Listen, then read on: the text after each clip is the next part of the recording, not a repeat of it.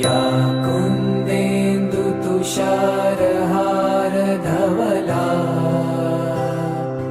या शुभ्रवस्त्रावृता या वीणावरदण्डमण्डितकरा या श्वेतपद्मासना या ब्रह्माच्युतशङ्कर प्रभृतिभिः देवैः सदा वन्दिता सा मां पातु सरस्वती भगवती निशेषजाड्यापहा।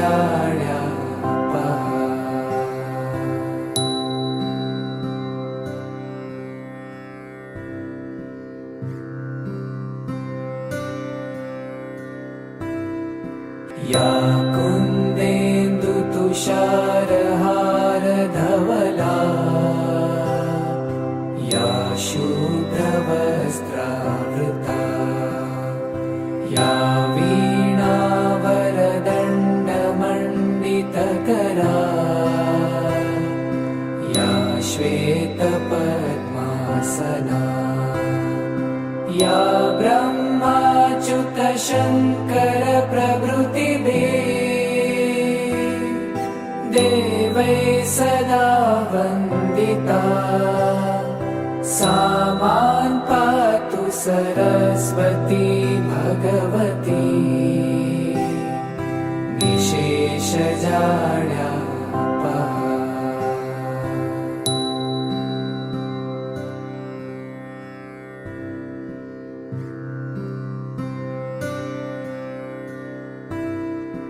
या कुन्देन्दु तुषारहार धवला या शुभ्रवस्त्रावृता या वीणावरदण्डमण्डितकरा या श्वेतपद्मासना या ब्रह्माच्युतशङ्कर प्रभृतिभिः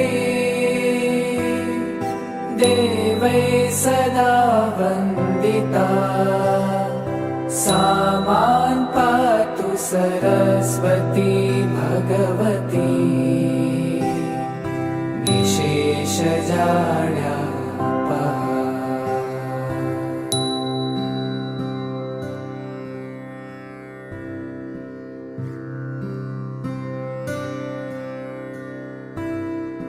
या कुन्देन्दु तुषारहार धवला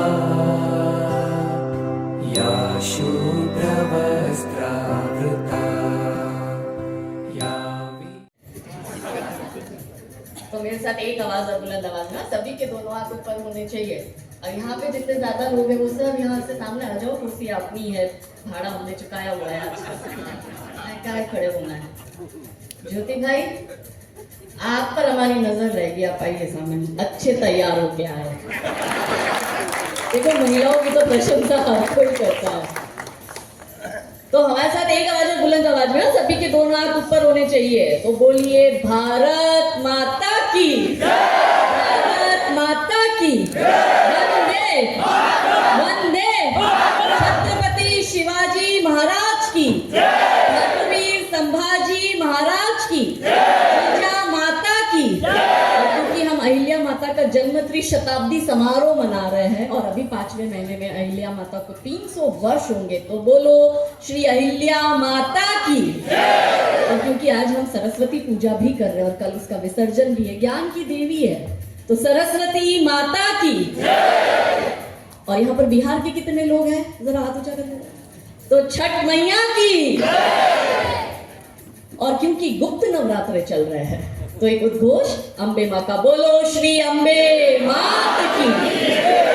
राम जी का काज करने निकले हैं तो बोलो सियावर रामचंद्र की, पवन सुत हनुमान की, उमापति महादेव की, रुक्मणी द्वारिकाधीश की, सत्संतों की, गौ माता की।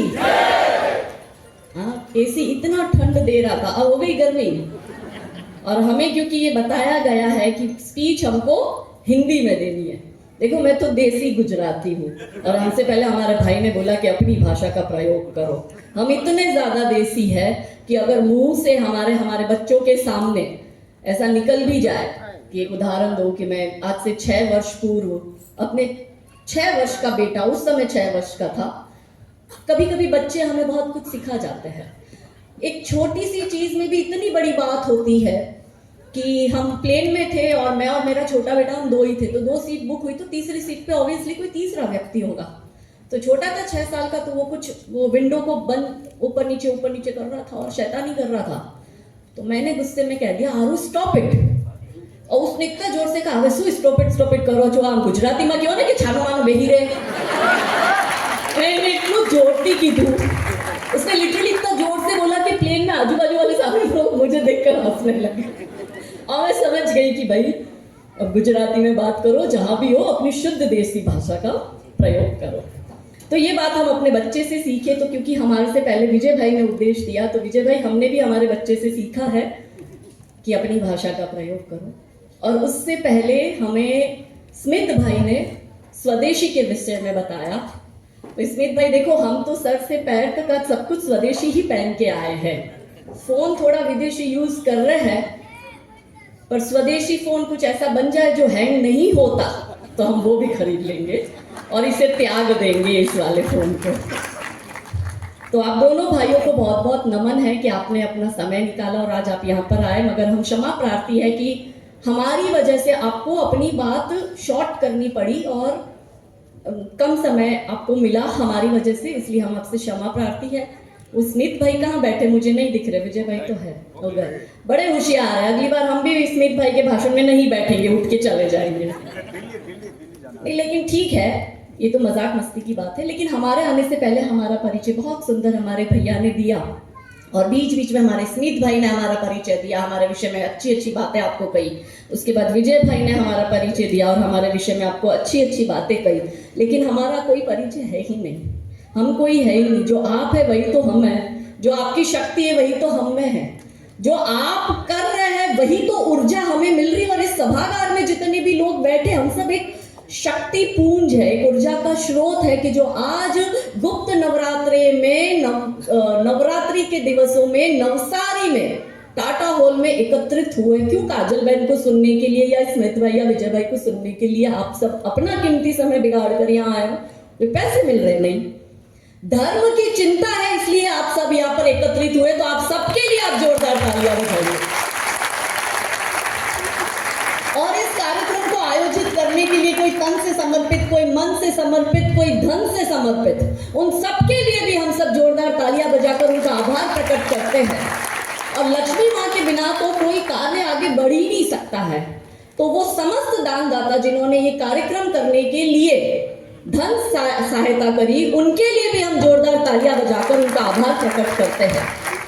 वो नहीं होते तो हम यहाँ होते थे क्या?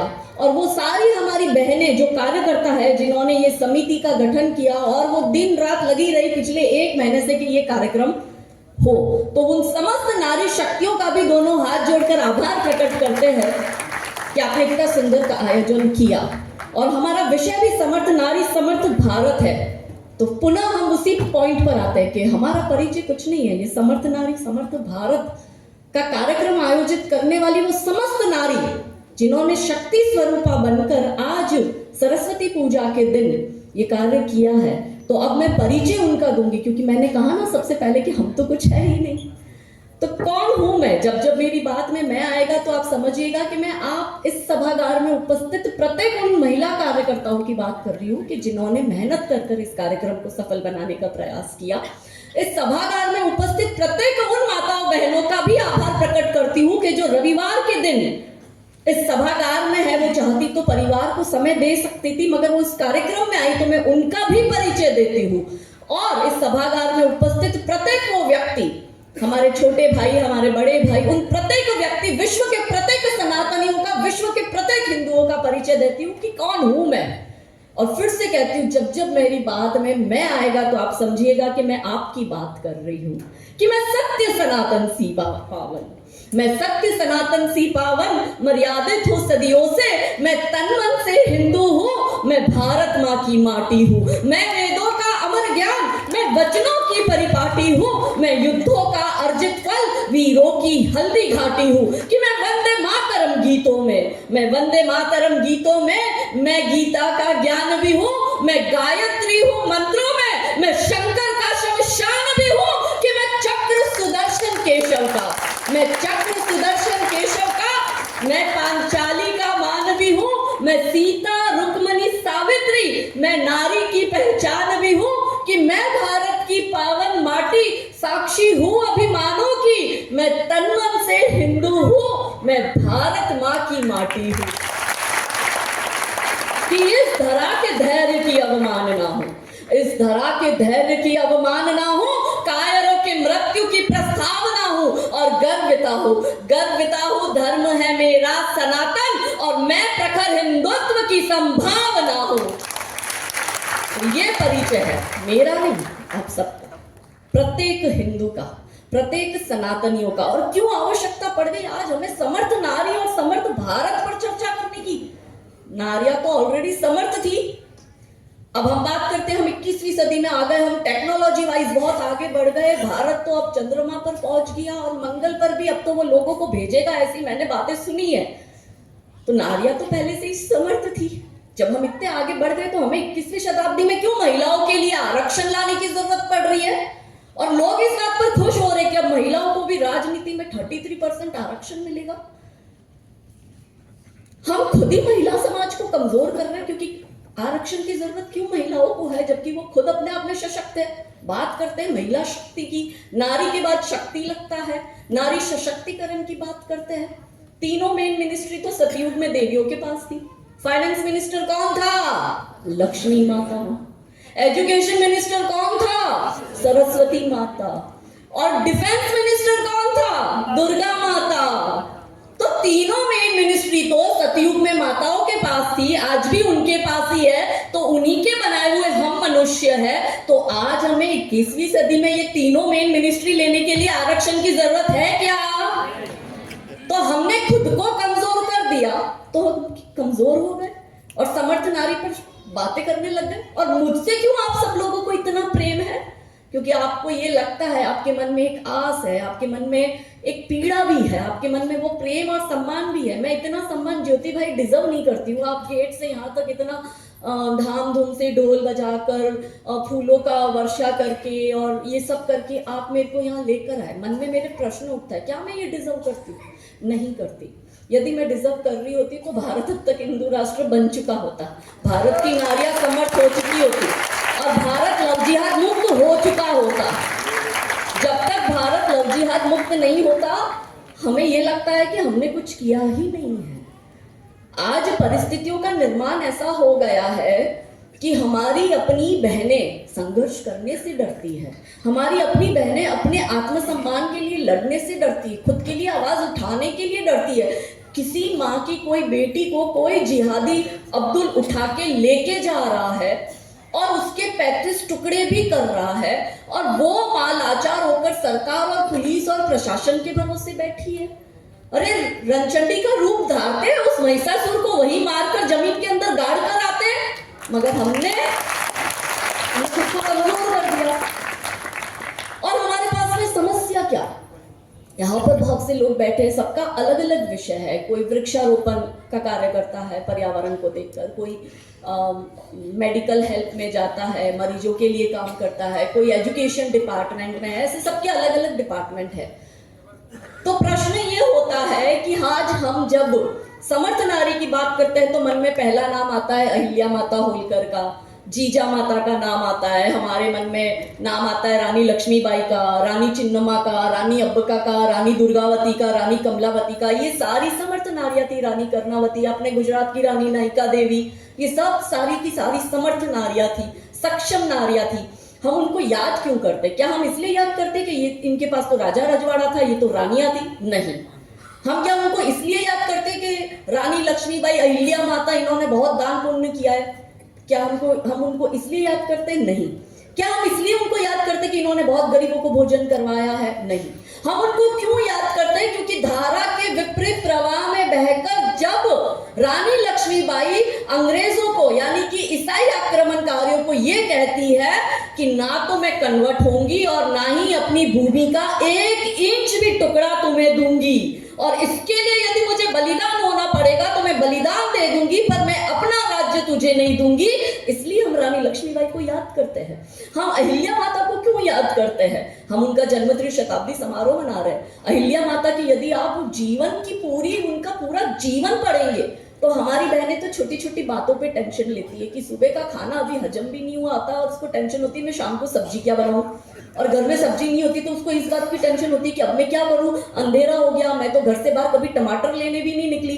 कई जगह महिलाएं जो विधवा हो गई है और उनसे मैं मिलती हूँ तो वो अपनी पीड़ा कहती है कि मेरा पति जिंदा था तब तक तो मैं कभी धनिया लेने भी बाहर नहीं गई। अरे अहिल्या माता विधवा, रानी लक्ष्मीबाई विधवा, रानी चिन्नम्मा विधवा, रानी अब्बका विधवा, रानी नायका देवी विधवा, रानी दुर्गावती विधवा, रानी पद्मिनी विधवा, ये सारी विधवा रानियां थी, सारी विधवा महिला थी, मगर उनका शौर्य देखो। और तो और हमारे भारत की महामहिम राष्ट्रपति द्रौपदी मुर्मू भी विधवा नारी है, मगर हमने विधवाओं को कमजोर बना दिया। अहिल्या माता का पूरा जीवन कि जहां बच्चे बचपन से ट्रेन किए जाते हैं। अभी हम सिर्फ सब लोग समस्या पे बात करते हैं, हम कहते हैं हमारी बेटी अब क्यों चली जाती है इस्लाम में, हमारी बेटियों को ये मुल्ला कैसे इतना पसंद आता है, हमारी बेटियां क्यों खुद का आत्मरक्षा करने के लिए सक्षम नहीं है, हमारी बेटियां क्यों सेल्फ डिफेंस नहीं कर पा रही है, हमारी बेटियों के रेप हो रहे हैं, हमारी बेटियां अच्छी सड़कें तो आप बना लो पर उस सड़कों पर चलने के लिए हमारी बेटियां सुरक्षित है क्या? और यदि वो सुरक्षित नहीं है तो वो बेटियां खुद अपनी आत्मरक्षा सुनिश्चित क्यों नहीं करती? क्योंकि माता पिता ने उसको उस तरह से बड़ा ही नहीं किया। माता पिता ने उसको बहुत छुई मुई की तरह पाला, उसको बहुत कोमलता से पाला। आप अहिल्या माता का यदि मैं आपको बात करूं, क्योंकि समर्थ नारी की बात चल रही है, तो अहिल्या माता एक ऐसी महिला कि जिसका बचपन में विवाह हो जाता है, वो बचपन से ही युद्ध नीतियां जानती है। उनके जब वो ससुराल में जाती है तो उनके ससुर के पास वो युद्ध नीतियां सीखती है, उनकी सास के पास वो पूरा रजवाड़ा कैसे चलाना है, फाइनेंस कैसे मैनेज करना है, सबकी सैलरी कैसे मैनेज करनी है, और राज्य में सबको, क्योंकि राजा तो तब तो वर्षों वर्षों युद्ध करा करते थे, तो पूरा राजपाट कौन संभालती थी? उनके पीछे उनकी पत्नियां संभालती थी। तो वो सब उन्होंने बचपन से सीखा, मगर उनके ऊपर इतना दुखान पड़ा। हमारे पास मैंने कहा ना जैसे शाम को सब्जी क्या बनानी है तो टेंशन हो जाता है।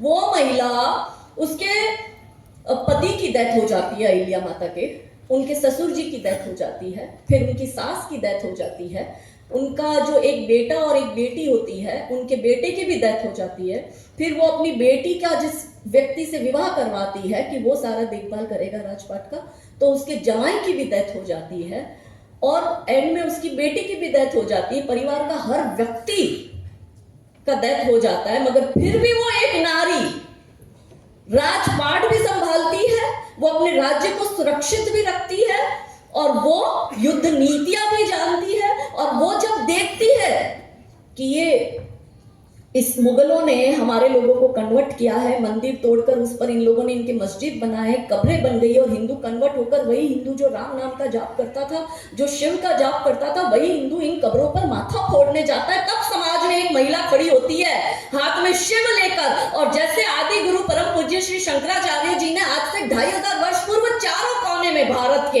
एक एक मठ की स्थापना की थी, उसी प्रकार अहिल्या माता भारत के चारों कोने में मठ, मंदिर और धर्मशालाएं बनवाती है। क्योंकि हमने कहा ना कि किसी भी देश को उचित दिशा देने का काम यदि कोई कर सकता है तो महादेव ने सतयुग में बता दिया था महिलाएं ही कर सकती है, और इसी देश को अगर उचित दशा और दिशा यदि कोई दे सकता है तो वो भारत की महिला दे सकती है, क्योंकि महिला ही समर्थ है ये काम करने के लिए।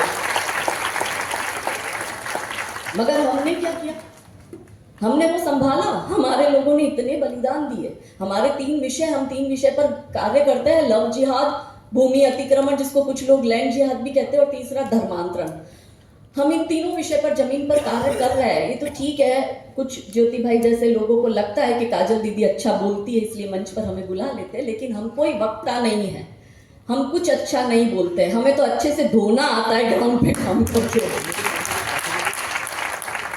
लेकिन हम ये कार्य क्यों कर रहे हैं कि जन जागरण हो, महिलाएं समझे, क्योंकि महिलाओं के हाथ में ही बागडोर है। और ये मैं नहीं कह रही, ऋग्वेद खुद कहता है कि प्रत्येक बालक की पहली गुरु उसकी माता होती है और माता जैसी होगी वैसा ही गुण उस बालक में आएगा। और मनुस्मृति क्या कहता है? मनुस्मृति कहता है कि एक महिला को यदि आप शक्ति देते हो तो वो विनाशक भी हो सकती है समाज की और वो उद्धारक भी हो सकती है समाज की।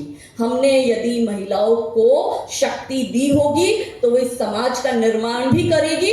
और यदि समाज की महिलाएं खुद ही निश्चित होकर बैठ जाएगी कि भाई मेरे को क्या मतलब है, जो हो रहा है होने दो, मैं तो अपना देखूंगी, मैं अपना घर देखूंगी, मैं अपने बच्चे देखूंगी, तो फिर उस समाज का पतन निश्चित है। और आज यही बात हम करने के लिए सभागार में उपस्थित हुए हैं कि कितनी ऐसी महिला है जो ये संघर्ष करने को तैयार है। काजल दीदी अच्छी तो लगती है, काजल दीदी के साथ फोटो खिंचवाना भी अच्छा लगता है।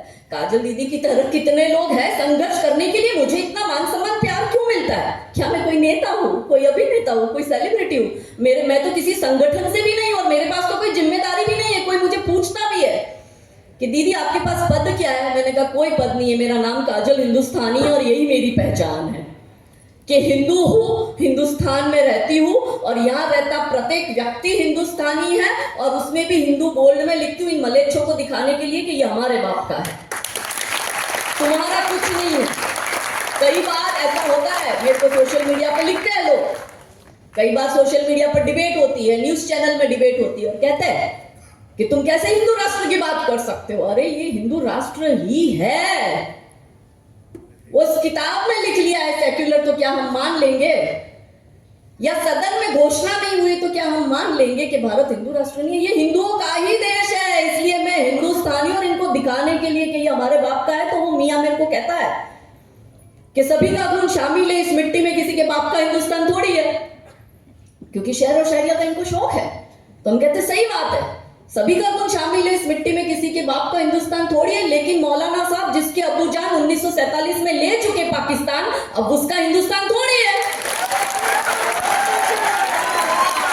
अब ये बात बोली तो इस पर हमारे पे FIR हो गई। अरे हमने कहा जिसके बाप ने ले लिया वो यहाँ पे कैसे करेगा?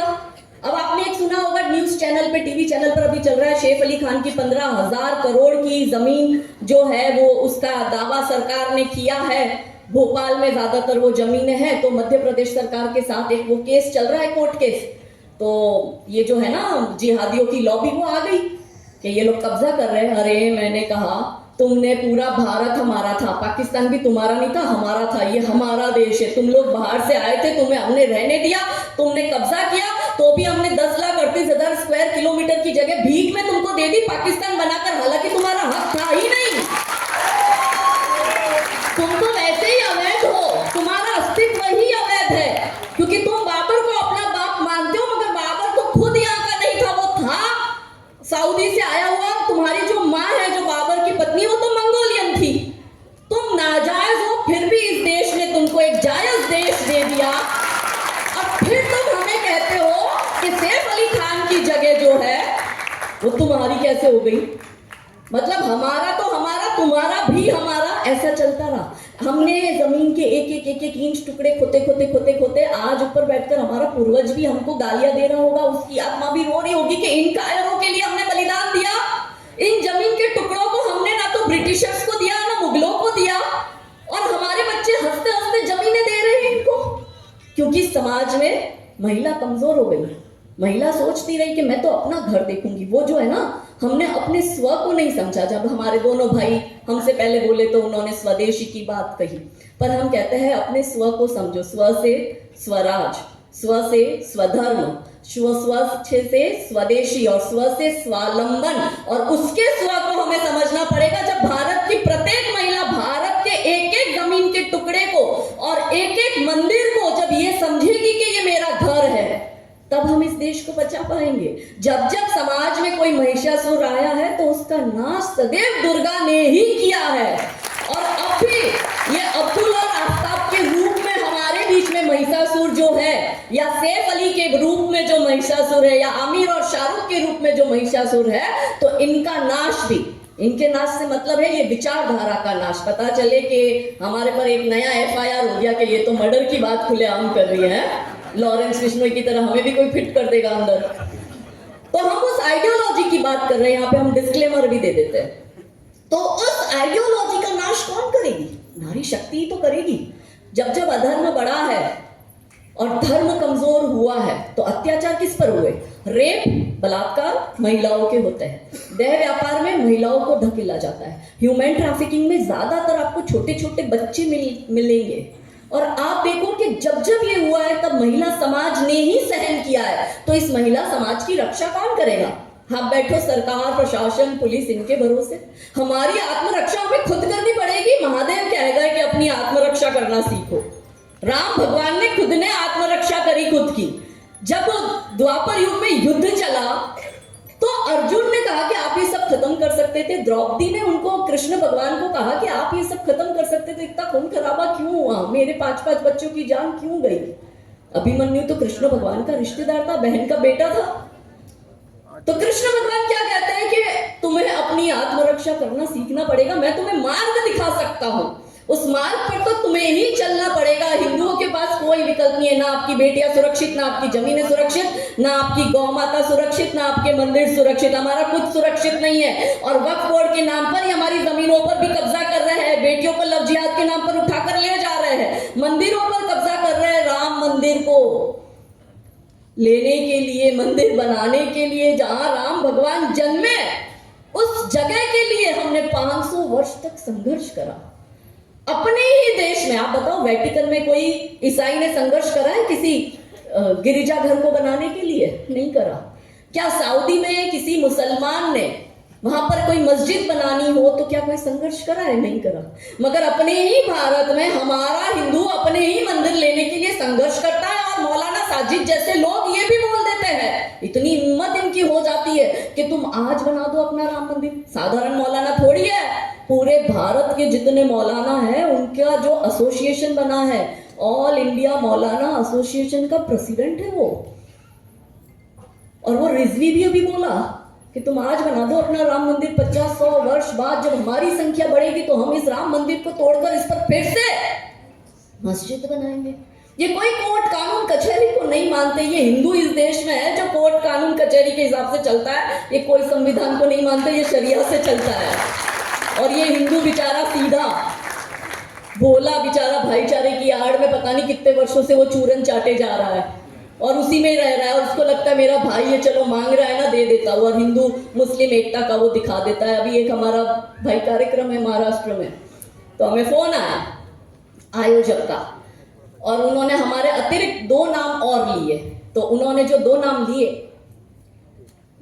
दोनों महिला, दोनों पॉलिटिकल पार्टी से।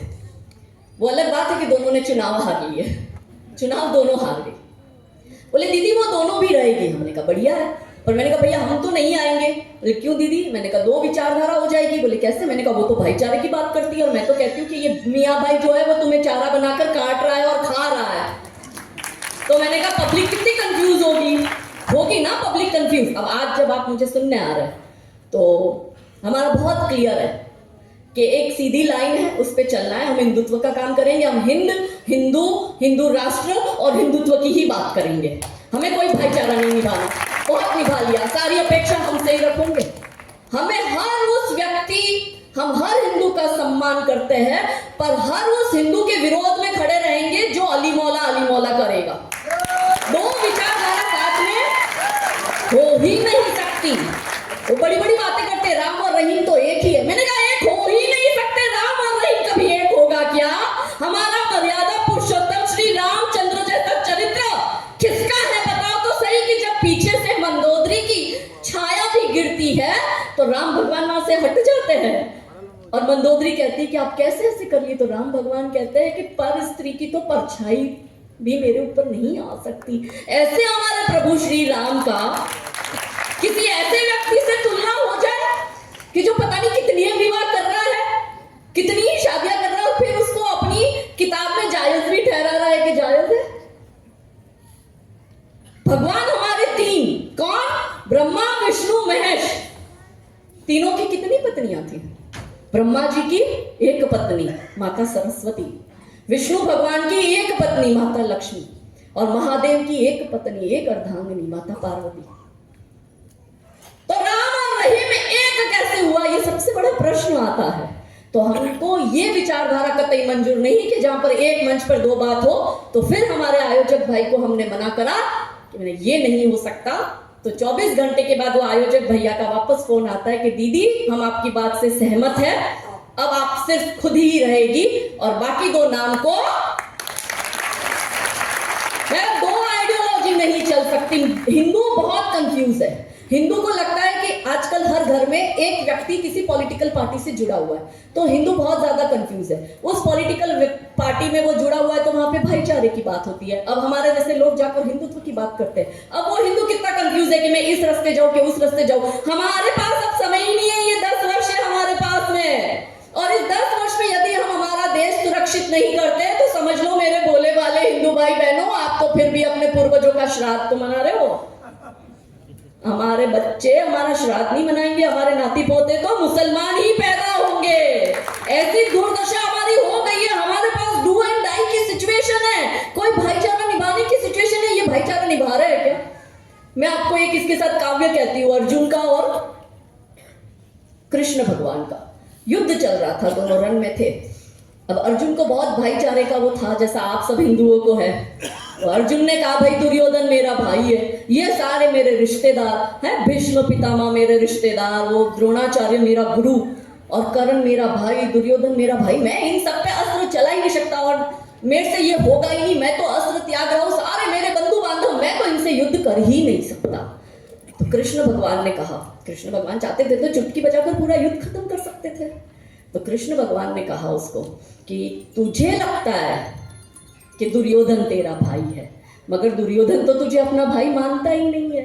हे अर्जुन, तुझे युद्ध नहीं चाहिए पर वो दुर्योधन हर हाल में युद्ध करेगा। हे अर्जुन, तूने 13 साल का वनवास लिया, 12 साल का वनवास और 1 वर्ष का अज्ञातवास, और शर्त क्या थी कि जब वनवास में से आओगे तो तुमको तुम्हारा इंद्रप्रस्थ दे दिया जाएगा। उसके सामने अर्जुन तूने केवल मांगे 5 गांव, तो दुर्योधन ने क्या कहा, सुई की नोक जितना भी मैं जमीन का टुकड़ा नहीं दूंगा। हे अर्जुन, तुझे शांति चाहिए, उसे शांति नहीं चाहिए। तू उसे भाई मानता है, वो तुझे भाई नहीं मानता। तुझे युद्ध नहीं करना, वो हर हाल में युद्ध करेगा क्योंकि वो उसका स्वभाव है। तो मॉरल ऑफ द स्टोरी, हे हिंदू, तुझे ऐसा लगता है कि मियां तेरा भाई है, वो मियां तेरा भाई नहीं है, वो कसाई है और कसाई हर हाल में काटेगा। नंबर सबका आएगा। तो हे भारत के हिंदू जागो, मैं तुम्हें जगाने आई हूँ। हे भारत की बेटी जागो, मैं तुम्हें जगाने आई हूँ। और 100 धर्मों का धर्म एक बलिदान बताने आई हूँ। खप्पर वाली काली जागे जागे दुर्गा बरबड़ा, रक्त बीज का रक्त चाटने वाली जागे चामुंडा, नरमुंडों की माला वाला जागे कपाली कैलाशी, और रन की चंडी घर घर नाचे, मौत कहे प्यासी प्यासी। अरे झोली लेकर मांग रही हूँ, झोली लेकर मांग रही हूँ, कोई शीश का दान दे दो, भारत का भैरव भूखा है, कोई प्राण का दान दे दो, और मैं घर घर इनकलाब की आग जलाने आई हूँ। हे भारत के हिंदू जागो, मैं तुम्हें जगाने आई हूँ।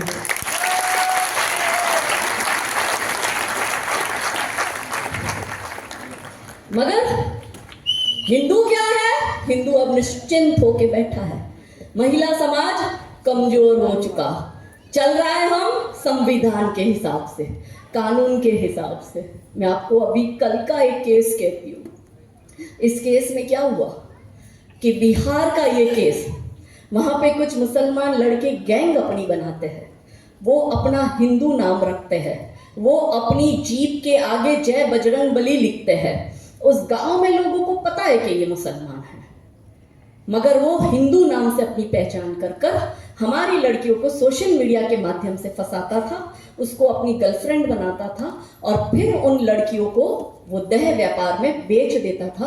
पुलिस ने कुछ समय पहले एक जगह रेड गिराई, तो उस रेड में 50 से अधिक लड़कियां पकड़ी गई। सारी लड़कियां हिंदू थी, और जब उस लड़कियों को पूछा तो उन लड़कियों ने बताया कि हमें ये लड़के हिंदू बन के फंसा के यहाँ लेकर आए और यहाँ इन लोगों ने हमें बेच दिया। अब आप देखो, अब वो लड़कियां एकत्रित और संगठित होती थी तो क्या वो अपनी रक्षा नहीं कर सकती थी? कर सकती थी। क्या 3-4 लड़कों की इतनी हिम्मत हो गई कि वो तुम्हें एक जगह कैद कर कर तुम्हारे साथ देह व्यापार करवा रहे हैं? इतनी हिम्मत है उनमें? क्यों वो जगदम्बा स्वरूप हमारी बहनें नहीं अपना पा रही है? क्यों वो इतना डर रही है? क्यों वो खुद की आत्मरक्षा करने से डर रही है? जब महिषासुर को मारा माता ने, तो उसके बाद धर्म सभा बैठी, चर्चा हुई, तो माँ ने, तीनों बैठे थे, ब्रह्मा विष्णु महेश और सारे देवता उसमें थे, तो माँ ने प्रश्न करा कि आप तीनों तो इतने शक्तिशाली, आप तीनों में इतनी शक्तियां है कि आप तो चुटकी बजाकर महिषासुर को खत्म कर सकते थे, फिर आपने मुझे ये काम क्यों दिया? तब महादेव उत्तर देते हैं, क्योंकि महादेव तो त्रिकालदर्शी, उन्हें तो पता ही था कि ये सतयुग में ऐसा हो रहा है, त्रेता युग में भी कुछ होगा, द्वापर युग में भी कुछ होगा, और कलयुग में भी अब्दुल आफ्ताब आने वाले, वो उनको तभी पता था।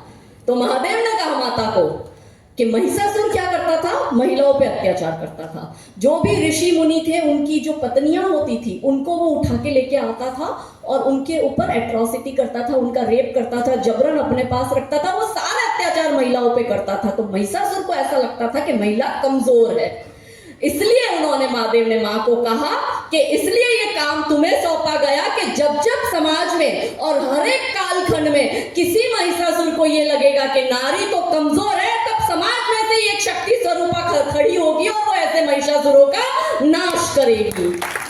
मगर हम क्या हुए? हम कमजोर हो गए। आप में से कितनों को बंगाल के संदेशखाली की घटना पता है? हाथ ऊंचा करके बताओ।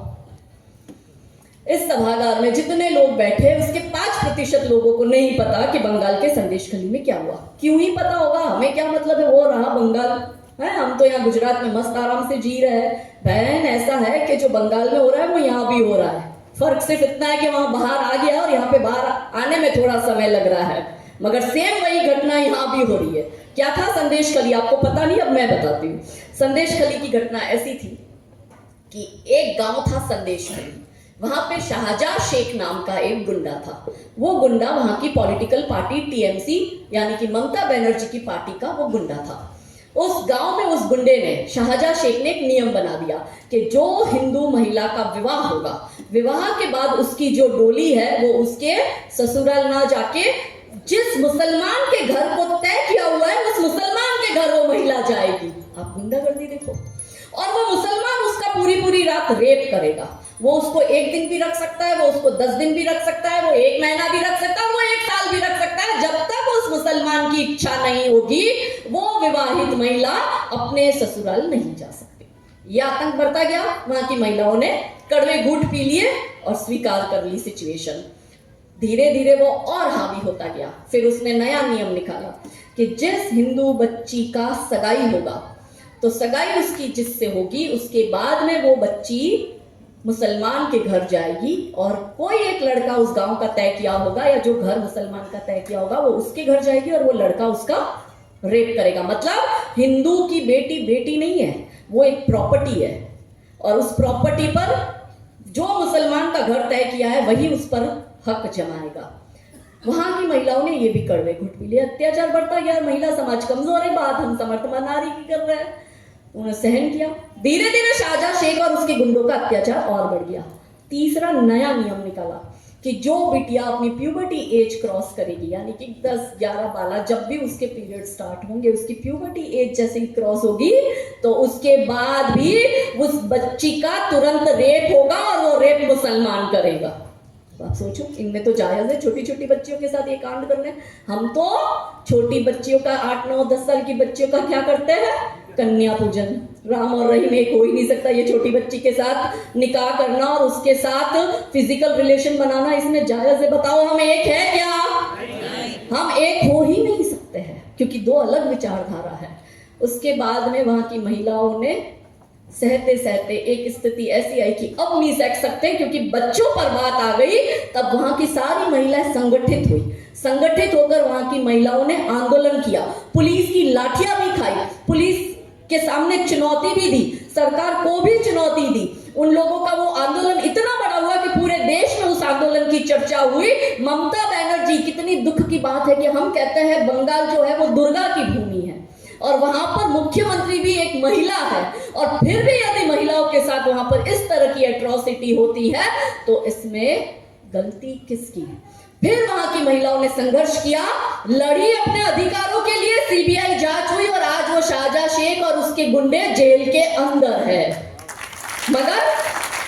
मगर हिंदू समाज खुश है, जेल में डाला। प्रश्न मेरा ये है कि वहां की महिलाओं ने इतना सहन क्यों किया, इतना टाइम क्यों लगाया कि इतने हद तक एट्रोसिटी बढ़ गई? क्यों वहां की महिलाओं ने जो इतना अंत में किया? वो पहले क्या होता कि किसी शाहजहां शेख की गंदी नजर यदि किसी हिंदू महिला पर पड़ी है तो वहां की सारी महिला एक होकर, संगठित होकर उसकी आंखें वही फोड़कर 10 फीट जमीन में गाड़ कर उसको क्यों नहीं आ गई थी? कि कृष्ण भगवान कहते हैं कि दुर्योधन है दुशासन है, दुर्योधन है दुशासन है पग पग पर अवरोध खड़े, कुछ कुटिल काल के अनुयायी है, शकुनी से शैतान बड़े, कलियोसी कोमल मुहूर्त को कर देंगे पल में कारकार, मन के सारे श्रृंगारों को कर देंगे क्षण में छार, रणचंडी का तू रूप धार, हर दुश्मन पर तू कर प्रहार, खन खन चूड़ी के मध्य उठे तलवारों के अद्भुत प्रहार, और पानी तक ना मांग सके जो तुझ पर आंख उठाएंगे, तब तुम खुद अपना चीर बचा लो, श्री कृष्ण कहां तक आएंगे? सरकारें तो वहां थी, पुलिस भी वहां थी, किसी ने कुछ किया? कश्मीरी हिंदुओं के साथ इतना हुआ, यही तो देश था, हिंदुओं का ही तो देश था। सरकारें भी थी, पुलिस भी था, प्रशासन भी था, संविधान भी था, लॉ एंड ऑर्डर भी था, सब कुछ तो था। तो फिर कश्मीरी हिंदुओं को अपनी जगह क्यों छोड़नी पड़ी? आज बंगाल में भी तो आप देखो, हिंदू छोड़ के असम में जा रहा है, उड़ीसा में जा रहा है, आसपास के बॉर्डर के एरिया में जा रहा है। बाकी सब तो छोड़ो, आपके अपने गुजरात में तापी और डांग की हालत देख के आओ, कच्छ की हालत देख के आओ। कच्छ हमारे हाथ से गया, पश्चिम कच्छ की तो हालत इतनी खराब है कि मैं आपको बता नहीं सकती हूँ। 250 गांव हिंदू विहीन हो गए हैं, और जिस मूल्य का मन करता है हमारी बेटियों को उठा के ले जाता है। संघर्ष करने वाले थोड़े बहुत लोग हैं आज भी गुजरात में कि संघर्ष करते हैं, मगर ये संघर्ष करना बंद हो जाएगा तो क्या होगा? बंगाल जैसी ही दुर्दशा हमारी होने वाली है। कैसे लड़ेंगे इस चुनौती से? कैसे बचाएंगे अपनी बेटियों को? कैसे बचाएंगे अपने घरों को? आज जब हम इस सभागार में एकत्रित है तो हालत ऐसी है कि कोई मुसलमान यहाँ पर आकर एक झंडा गाड़ देता है कि ये वक्फ बोर्ड की जमीन है, तो ये उसी क्षण वक्फ बोर्ड की जमीन हो जाती है। उसको कोई साबित नहीं करना पड़ रहा है, हमें साबित करना पड़ रहा है। तो आप देख लो कि हम अपने ही देश में बढ़ते बढ़ते कटते कटते 13 राज्यों में अल्पसंख्यक हो गए हैं। पहले 9 का आंकड़ा था, लेटेस्ट आंकड़ा मैं आपको बता रही हूं कि 13 राज्यों में हिंदू अल्पसंख्यक हो चुका है।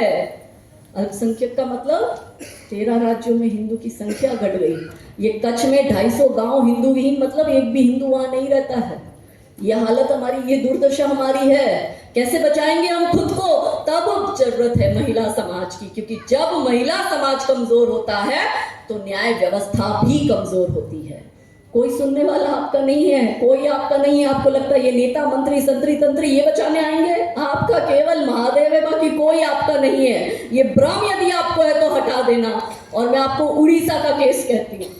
एक 6 साल की बच्ची का 2014 में रेप होता है, और रेप के बाद में वो 2 मुसलमान आकिल और आशिफ उसकी हत्या कर देते हैं।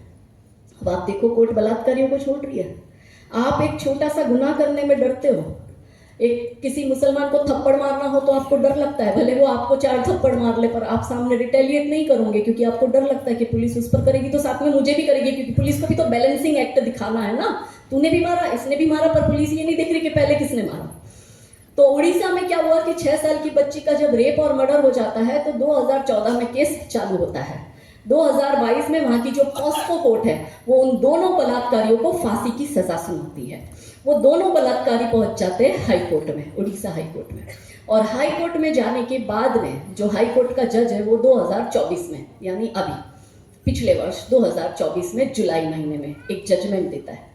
अकील नाम का जो बलात्कारी और हत्यारा है जिसने 6 साल की बच्ची का रेप किया था, उस अकील को मुक्त कर देता है, छोड़ देता है। और जो दूसरा है आशिफ, उसका लिटरली जज साहब बायोडेटा बनाते हैं। हम नहीं वो शादी का प्रस्ताव अपने बेटे का भेजते तो हम कितना अच्छा अच्छा उसके बारे में लिखते हैं, बहुत अच्छा हम बायोडेटा बनाते हैं। ऐसे जज की कुर्सी पर, वो छोटा जज नहीं है, वो हाई कोर्ट का जज है। वो जज की कुर्सी पर बैठकर उस अकील को छोड़ दिया, आशिफ का बायोडेटा बनाता। और क्या लिखता है? आशिफ बहुत अच्छा व्यक्ति है, वो जेल के अंदर 5 टाइम की नमाज करता है। ये उसके शब्द है, ये उसका जो ऑन रिकॉर्ड है, ये उसका जज का बयान, क्योंकि कोर्ट में तो एक एक बात प्रिंट होती है। अगर सजा किसी की कुछ भी कर रहे हो या उस पर कोई भी डिसीजन दे रहे हो तो वो वर्ड टू वर्ड सारा प्रिंट होता है। तो ये जज खुद बोला है और ये प्रिंट है, ये पब्लिक डोमेन में है। तो जज कहता है आशिफ बहुत अच्छा है, वो 5 टाइम की जेल में नमाज करता है, उसने अपने गुनाहों को अल्लाह के सामने स्वीकार कर लिए है और उसने खुद को अल्लाह के समक्ष समर्पित कर दिया है।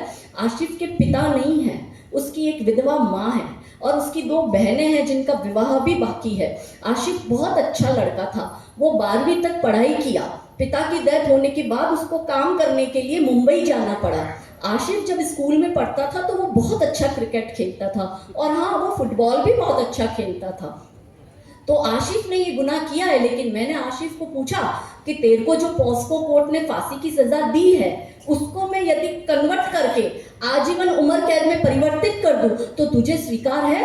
आशिफ हमारा इतना अच्छा कि उसने तो ये सजा स्वीकार कर ली और उसको स्वीकार है, मैं उसको आजीवन उम्र कैद दूंगा। इसलिए मैं आज आशिफ की सजा को फांसी में से कन्वर्ट करके उम्र कैद में कर रहा हूं और अकील को मैं छोड़ दे रहा हूं। आप बताओ। और जज क्या कहता है साथ में? आशिफ का फ्यूचर है, every sinner has a future, हर पापी का भी कोई ना कोई भविष्य होता है। तो जज साहब से हमारा ये प्रश्न है कि वो 6 साल की बच्ची जिसका इसने मर्डर किया, जिसका इसने रेप किया, क्या उसका कोई भविष्य नहीं था? वो बच्ची भी तो बड़ी होकर डॉक्टर, कलेक्टर, इंजीनियर बनती थी, अपने बूढ़े माँ बाप की सेवा करती थी। क्यों जज साहब ने ऐसा जजमेंट दिया? अब आप सोचो। आप बैठे हो इनके भरोसे, मगर वो तो ऐसा निर्णय दे रहा है और वो ऐसा इसलिए होता है क्योंकि समाज में महिला समाज कमजोर हो गई। और जब हम उड़ीसा गए और हमने वहां पर सभा करी और सभागार में जब हमने ये बात रखी तो वहां के लोगों को ये विषय भी पता नहीं था। 2-4 कोई वकील आए थे, उनको ये विषय पता था। तो मैंने कहा वहां के बार काउंसिल ने क्या किया? वहां की महिलाओं ने आंदोलन क्यों नहीं किया? वहां की महिलाओं ने संघर्ष क्यों नहीं किया? जब न्यायालय की कुर्सी पर बैठकर कोई न्यायाधीश जब ऐसे जजमेंट देता है तो हम किससे न्याय की आस लगाएंगे? फिर तो इनका मनोबल बढ़ेगा। आप देखो रेप की घटनाएं कितनी बढ़ गई है, छोटी छोटी बच्चियों के रेप हो रहे हैं। गुजरात जैसे शांति प्रिय राज्य में भी रेप की घटनाएं इतनी बढ़ गई है। क्यों ऐसी सिचुएशन आई? हम दूसरों के भरोसे बैठे। हमने हमारी बेटियों को संघर्ष करवाया ही नहीं। मैंने कहा ना, इंडिया माता बचपन से ट्रेनिंग थी, रानी लक्ष्मीबाई बचपन से ट्रेन थे, चिन्नम्मा बाई सबकी बचपन से ट्रेनिंग हुई है। मगर हमने क्या करा? हमारी बेटियों को हाथ में क्या दे दिया? गुड़िया दे दी। हमने बेटियों को गुड़िया जैसा बना दिया। बंगाल में आपको वो घटना पता चली ना, कलकत्ता में एक डॉक्टर का रेप हो जाता है। सोचो, एक डॉक्टर जो जहां पे पढ़ाई कर रही है, आरके मेडिकल कॉलेज में, वो जहां पढ़ाई कर रही है, वो बच्ची उस जगह सुरक्षित नहीं है कि उसका रेप हो जाता है और 1-2 आदमी मिलकर उसका रेप कर देता है। पहले हमारी रानियां हाथ में एक तलवार लेकर एक साथ 100 को काटती थी। अब अपनी सुरक्षा एक व्यक्ति से नहीं कर सकती, 2 व्यक्ति से नहीं कर सकती। क्यों? क्योंकि हमने बेटियों को बोलना शुरू कर दिया, मेरी गुड़िया, मेरी लाड़ो। गुड़िया बना दिया। हाथ में गिफ्ट में क्या देते हैं? गुड़िया। किसी का बर्थडे होता है तो हम क्या देते हैं? वो बारबी डॉल आती है, वही गुड़िया गिफ्ट करते हैं। अपने घर में भी तो गुड़िया गुड़िया कहते कहते हमने उसको गुड़िया बना दिया कि गुड़िया गुड़िया करते हो। गुड़िया जैसे शौक तुम्हारे, गुड़िया सी बन जाती हो। वीर प्रसूता होकर भी पल पल क्यों नीर बहाती हो? अरे शक्ति स्वरूपा हो तुम तो, जगदम्बा की अवतारी हो। क्या दुर्योधन, क्या दुशासन, तुम स्वयं काल पर भारी हो, मगर वर्जना क्यों करती हो ढालों से, तलवारों से? बस एक बार तो लगन लगा लो, मृत्यु नाचती धारों से। अरे रक्त बीज को रणचंडी का रक्तिम रूप दिखाएंगे, रक्त बीज को रणचंडी का रक्तिम रूप दिखाएंगे, तब तुम खुद अपना चीर बचा लो, श्री कृष्ण कहां तक आएंगे। आप हमारी बच्चियों को देखो, मॉडर्निज्म के नाम पर हमने बच्चियों को इतना कमजोर बना दिया और मॉडर्निज्म के नाम पर हमने हमारी बच्चियों को ऐसा वातावरण बना के दे दिया कि पहले तो हम कपड़े घर में किसी रूम में बदलते थे बंद करके, या बाथरूम में जाके कपड़े बदलते थे। आजकल हमारी बेटियां इंस्टाग्राम पे कपड़े बदल रही है। कैसे समर्थ भारत का हम निर्माण करेंगे? क्या ऐसा भारत होगा? हम बात तो कर रहे हैं कि अखंड हिंदू राष्ट्र बनाएंगे और इस राष्ट्र को एक अच्छी दिशा, उचित दिशा देंगे। हम विश्व गुरु बनने की बात कर रहे हैं। हम कैसे विश्व गुरु बनेंगे? रेप करके विश्व गुरु बनेंगे, क्राइम करके विश्व गुरु बनेंगे। हमारी बेटियां इंस्टाग्राम पर पूरी की पूरी नग्न होकर आती है और वहां कपड़े पहनती है, क्या हम ऐसे विश्व गुरु बनेंगे? और तो और छोड़ो, जिस कॉलेज और स्कूल के भरोसे बैठे हैं आप लोग, उसी कॉलेज और स्कूल में हमारी बेटियों को नंगे नाच नचवाए जा रहे हैं और टीचर सामने बैठकर देख रहे हैं। क्या ऐसे हम विश्व गुरु बनेंगे? विश्व गुरु होने का मतलब क्या होता है? जो विश्व को उचित दिशा दे उसको विश्व गुरु कहते हैं। जो विश्व को बताए कि कैसा आचरण होना चाहिए। हम राम राम तो नाम जपते हैं, हम राम की बात करते हैं, राम के आचरण को कैसे मन में उतारेंगे? रेप की घटनाएं क्यों बढ़ रही है? यदि हर एक व्यक्ति के मन में राम का आचरण होता तो क्या रेप की घटनाएं होती थी? ये आचरण कौन देगा? कोई सरकार थोड़ी देगी। सरकार योजनाएं तो ला रही है, घर की, शौचालय की, ये सब। अच्छा चरित्र निर्माण करने की भी मैं तो सरकार को कहती हूँ कोई योजना बनाओ कि किसी व्यक्ति का अच्छा चरित्र निर्माण हो। हम राम राम राम कहते, राम राम राम कोई नाम नहीं, सारे संसार का सार सिया राम है। माता पिता सखा बंधु सारे संबंध जिनसे जीवन संघर्ष का आधार सिया राम है। काया की चदरिया का एक एक एक धागा, काया की चदरिया का एक एक एक धागा, आत्मा के सागर में ज्वार सिया राम है। और पत्थर भी तारे जो पावन पुनीत नाम, जीवन जो जाता रे पतवार सिया राम है। और वो राम को हम कैसे जानेंगे, कैसे समझेंगे? वो चरित्र आएगा तभी तो विश्व गुरु बन पाएंगे। ऐसे ही उन्हें मर्यादा पुरुषोत्तम थोड़ी ना कहते हैं। राम की मर्यादा को अपने मन में लाना पड़ेगा, अच्छे आचरण को समाज में लाना पड़ेगा। तो वो आचरण क्या, कहां से मिलेगा? या तो घर से मिलेगा, या जो शिक्षण संस्थान है वो देगी, और समाज की तीसरी जिम्मेदारी। पर तीनों में से कोई रिस्पॉन्सिबिलिटी निभा रहा है? तब तो ना एनुअल फंक्शन पे एक छोटी सी बच्ची, 8-10 साल की वो बच्ची, और एनुअल फंक्शन चल रहा है, अभी की बात बता रही हूँ, और सामने ऐसे सारे वो अभिभावक लोग बैठे हैं, टीचर्स लोग बैठे हैं, और वो बच्ची को वो स्त्री 2 करके एक पिक्चर आई है जिसमें आजकल वो बड़ा ट्रेंडिंग में गाना, आज की रात का मजा मेरे हुस्न से लीजिए। और वो छोटी बच्ची को इतने ही गंदे कपड़े पहनाते हैं जैसा उस हीरोइन ने पहना है, और सब ऐसे बैठे हैं, और वो छोटी बच्ची इस गाने पे डांस कर रही है कि आज की रात का मजा मेरे हुस्न से लीजिए। इसके क्या मतलब होते हैं? 11-11 साल की हमारी लड़कियां प्रेग्नेंट हो रही है, वो अपने म्यूचुअल कंसेंट से सेक्सुअल रिलेशनशिप में आ रही है। 11 साल की लड़कियों को हम बचाते और काउंसलिंग करते तो कहती है कि मैं केस क्यों करूं, मैंने तो अपनी मर्जी से उसके साथ सेक्सुअल रिलेशन में आई। अपने गुजरात में अभी पिछले महीने एक 11 साल की लड़की 16 साल के लड़के के साथ भाग गई। इंस्टाग्राम से मिली थी, 11 साल का बच्चा भाग रहा है। एक 14 साल की लड़की राजकोट में एक 37-38 साल के मुसलमान जो 2 बच्चों का बाप है उसके साथ भागी, घर से 85,000 रुपए चुरा के भागी। उसको अपन लेकर आए, माता पिता को बोला कंप्लेन करो, माता पिता ने FIR नहीं करी।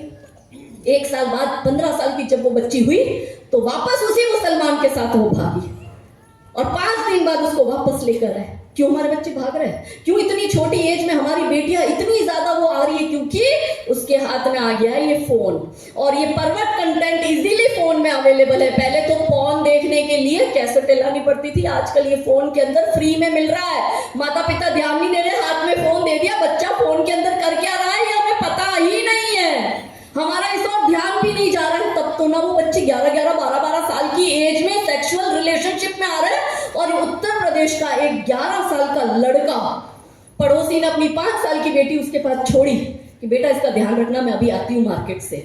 और वो 11 साल का लड़का उस 5 साल की लड़की का रेप कर रहा है। सोचो 11 साल का लड़का कैसे रेप कर सकता है? वो ये देख रहा है, वो ये सीख रहा है, हम यही गंदा देख रहे हैं, ये गंदा हमारे आचरण में आ रहा है। और पहले तो लव जिहाद में 10 में से 10 केस हिंदू कुंवारी लड़कियों के आते थे। बड़ा दुख होता है ये बात कहते हुए, मेरी जुबान भी लड़खड़ाती है, कांपती है कि मैं ये कैसे बोलूं आपके सामने। पर अब 10 में से 5-6 केस विवाहित हिंदू महिलाओं के आ रहे हैं। छोटे छोटे बच्चे छोड़कर वो भाग रही है मियाओं के साथ में और अन्य पर पुरुषों के साथ में। क्यों ऐसी परिस्थिति का निर्माण हुआ? क्यों ऐसा आचरण हमारे अंदर आया? क्योंकि हम ऐसा ही देख रहे हैं। कॉलेज में हमें लगता है बेटियां पढ़ने जा रही है, माता पिता 25-30 लाख रुपए की फीस भरते बच्ची के कोर्स की, लगता है बड़ी कॉलेज में जाएगी, मेरी बेटियां कुछ मेरा नाम रोशन करेगी। वही वो बेटी कॉलेज में क्या कर रही है? मैंने थोड़े टाइम पहले इंस्टाग्राम पे पोस्ट करी वैसे सारे गंदे गानों की। फ्रेशर पार्टी के नाम पर क्या कराया जा रहा है कि जो नया सेशन स्टार्ट होता है कॉलेज का, तो जो नए बच्चे आते हैं उनको जो अपने सीनियर्स है उसके सामने डांस करके दिखाना है। और पूरा अरेंज इसी तरह से कॉलेज के अपने ऑडिटोरियम में होता है।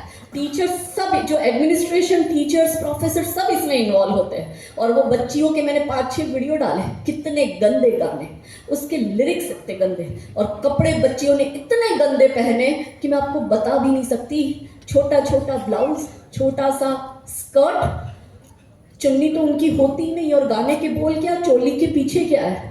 शिक्षा का केंद्र, आज हम सरस्वती माँ का दिवस मना रहे, पूजा करी है, ज्ञान की देवी, और उसी ज्ञान की देवी के मंदिर में क्या होता है, बच्चे ऐसे गंदे गानों पे नाच रही है और सामने सब बैठे हैं। दूसरा गाना क्या है, लंबा लंबा घूंघट काहे को डाला, क्या कर आई छोरी तू कहीं मुंह काला।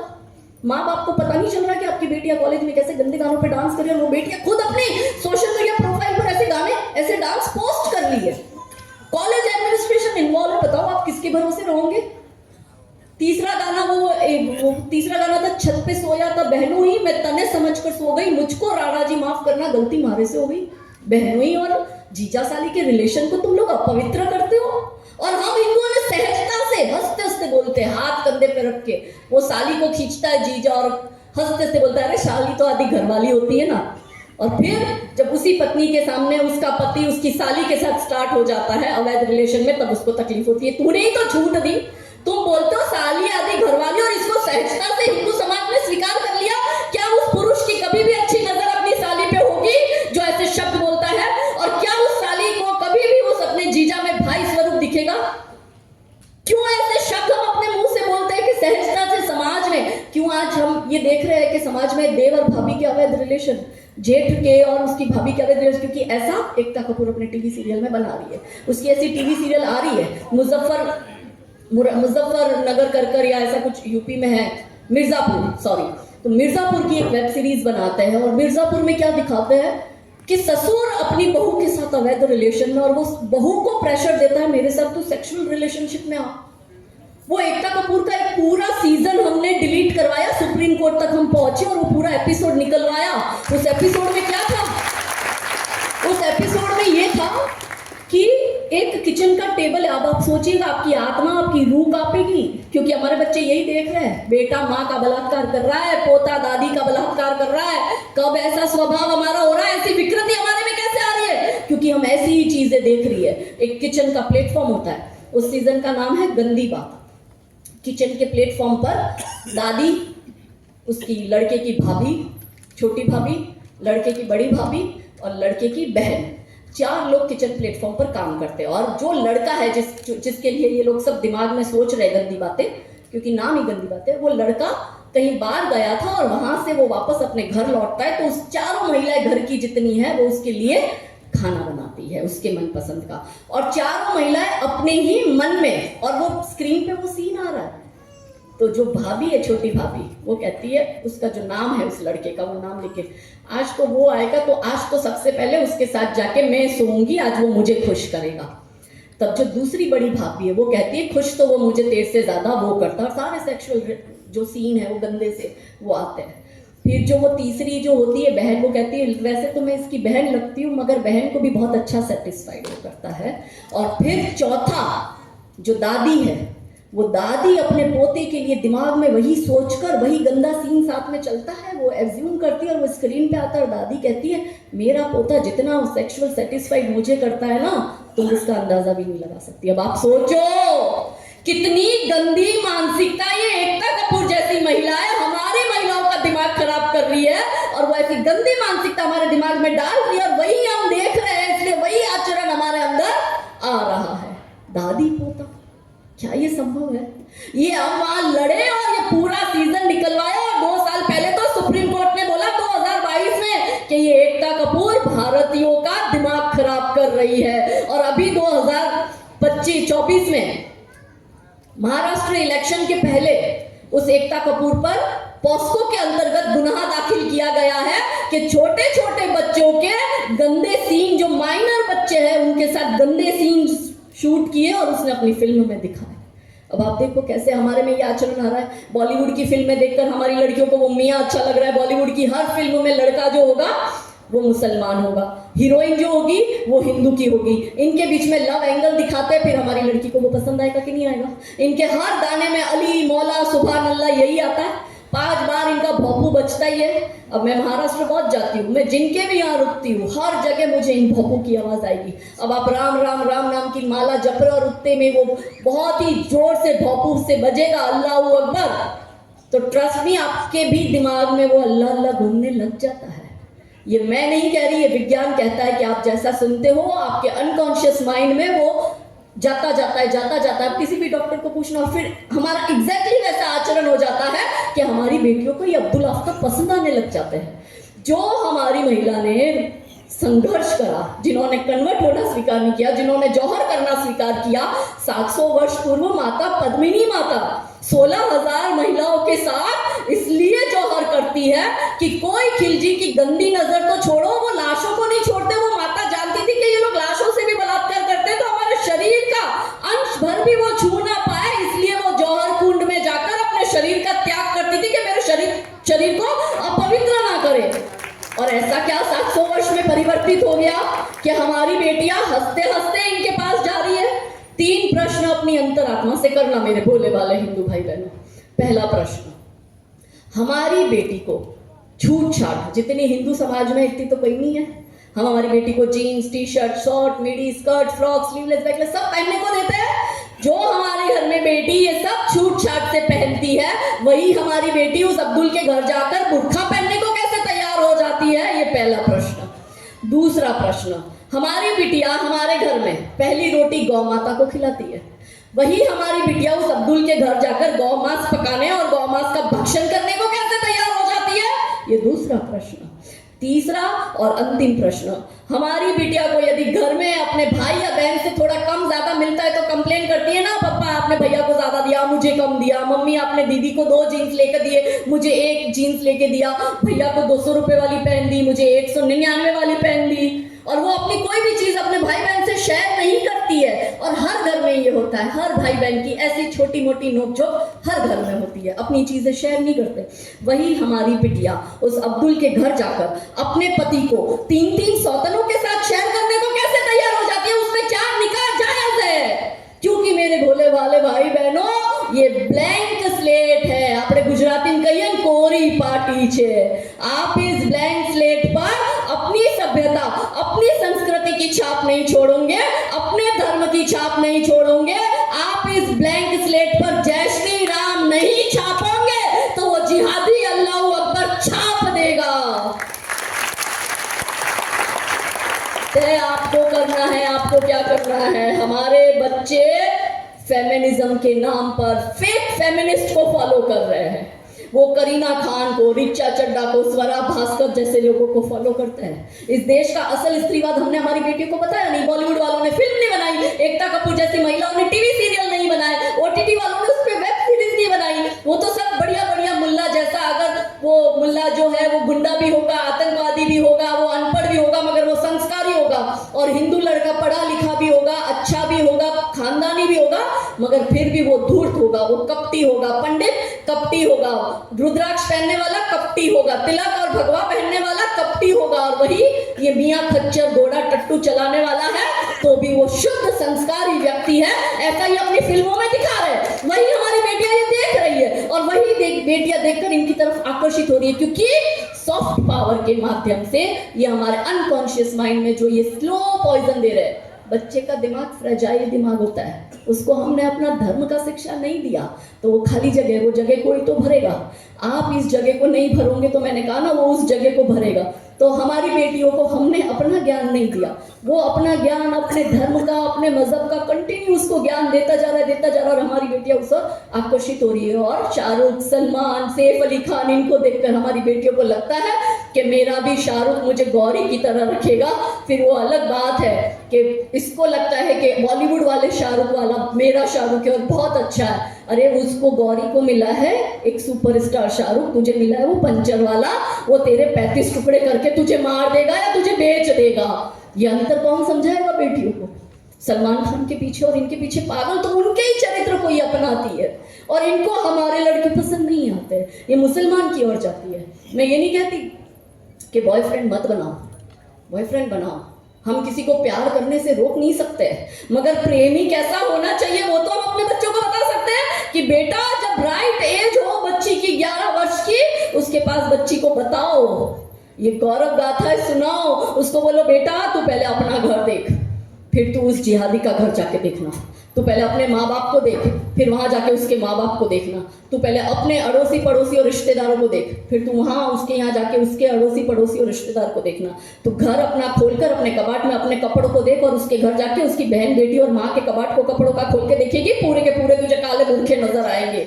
एक दिन का नहीं है, जब पूरा पूरा जीवन वहां निकालना है। ये ज्ञान तो हम देंगे, हम किसी को प्यार करने से रोक नहीं सकते, प्रेमी कैसा होना चाहिए इसका ज्ञान हम नहीं देंगे तो कैसे चलेगा। माता पिता बच्चों से दूर होते जा रहे हैं, जनरेशन गैप हो रहा है, 11-12 साल के बच्चे बॉयफ्रेंड गर्लफ्रेंड बना रहे हैं और माता पिता से छुपा रहे हैं। गैप इतना होना नहीं चाहिए। आपकी बेटी जिस दिन बॉयफ्रेंड बनाए वो घर आके सबसे पहले अपनी माँ को बोले कि माँ मुझे ये लड़का पसंद है, अगर तुझे पसंद है मेरे साथ चल उस लड़के के घर, अपन थोड़ा उसका बैकग्राउंड चेक करते हैं, अगर वो सही होगा तो फिर बात आगे बढ़ेगी और मैं उसके साथ रिलेशनशिप में आऊंगी। यहाँ पे 13 साल की बच्ची 14 साल की लड़की को छेड़ रही है कि मेरा बॉयफ्रेंड बन गया, तेरा अभी तक बॉयफ्रेंड नहीं बना।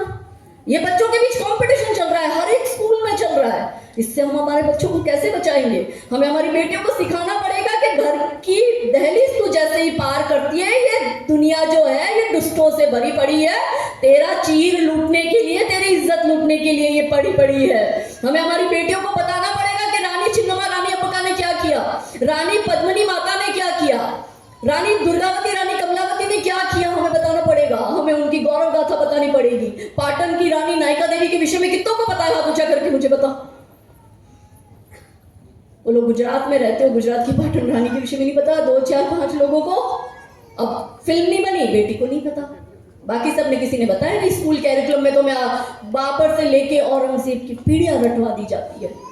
बताएगा कौन बच्चियों को कि रानी पाटन की नायका देवी और 13वीं शताब्दी में मोहम्मद गौरी, हमने लक्ष्मी माता के, रानी लक्ष्मीबाई के विषय में तो फिर भी आधा चैप्टर आपको मिल जाएगा, एक पैराग्राफ मिल जाएगा कि वो घोड़े पर बैठी, पीछे अपना बच्चा बांधा और वो युद्ध लड़ने गई ब्रिटिशर्स से।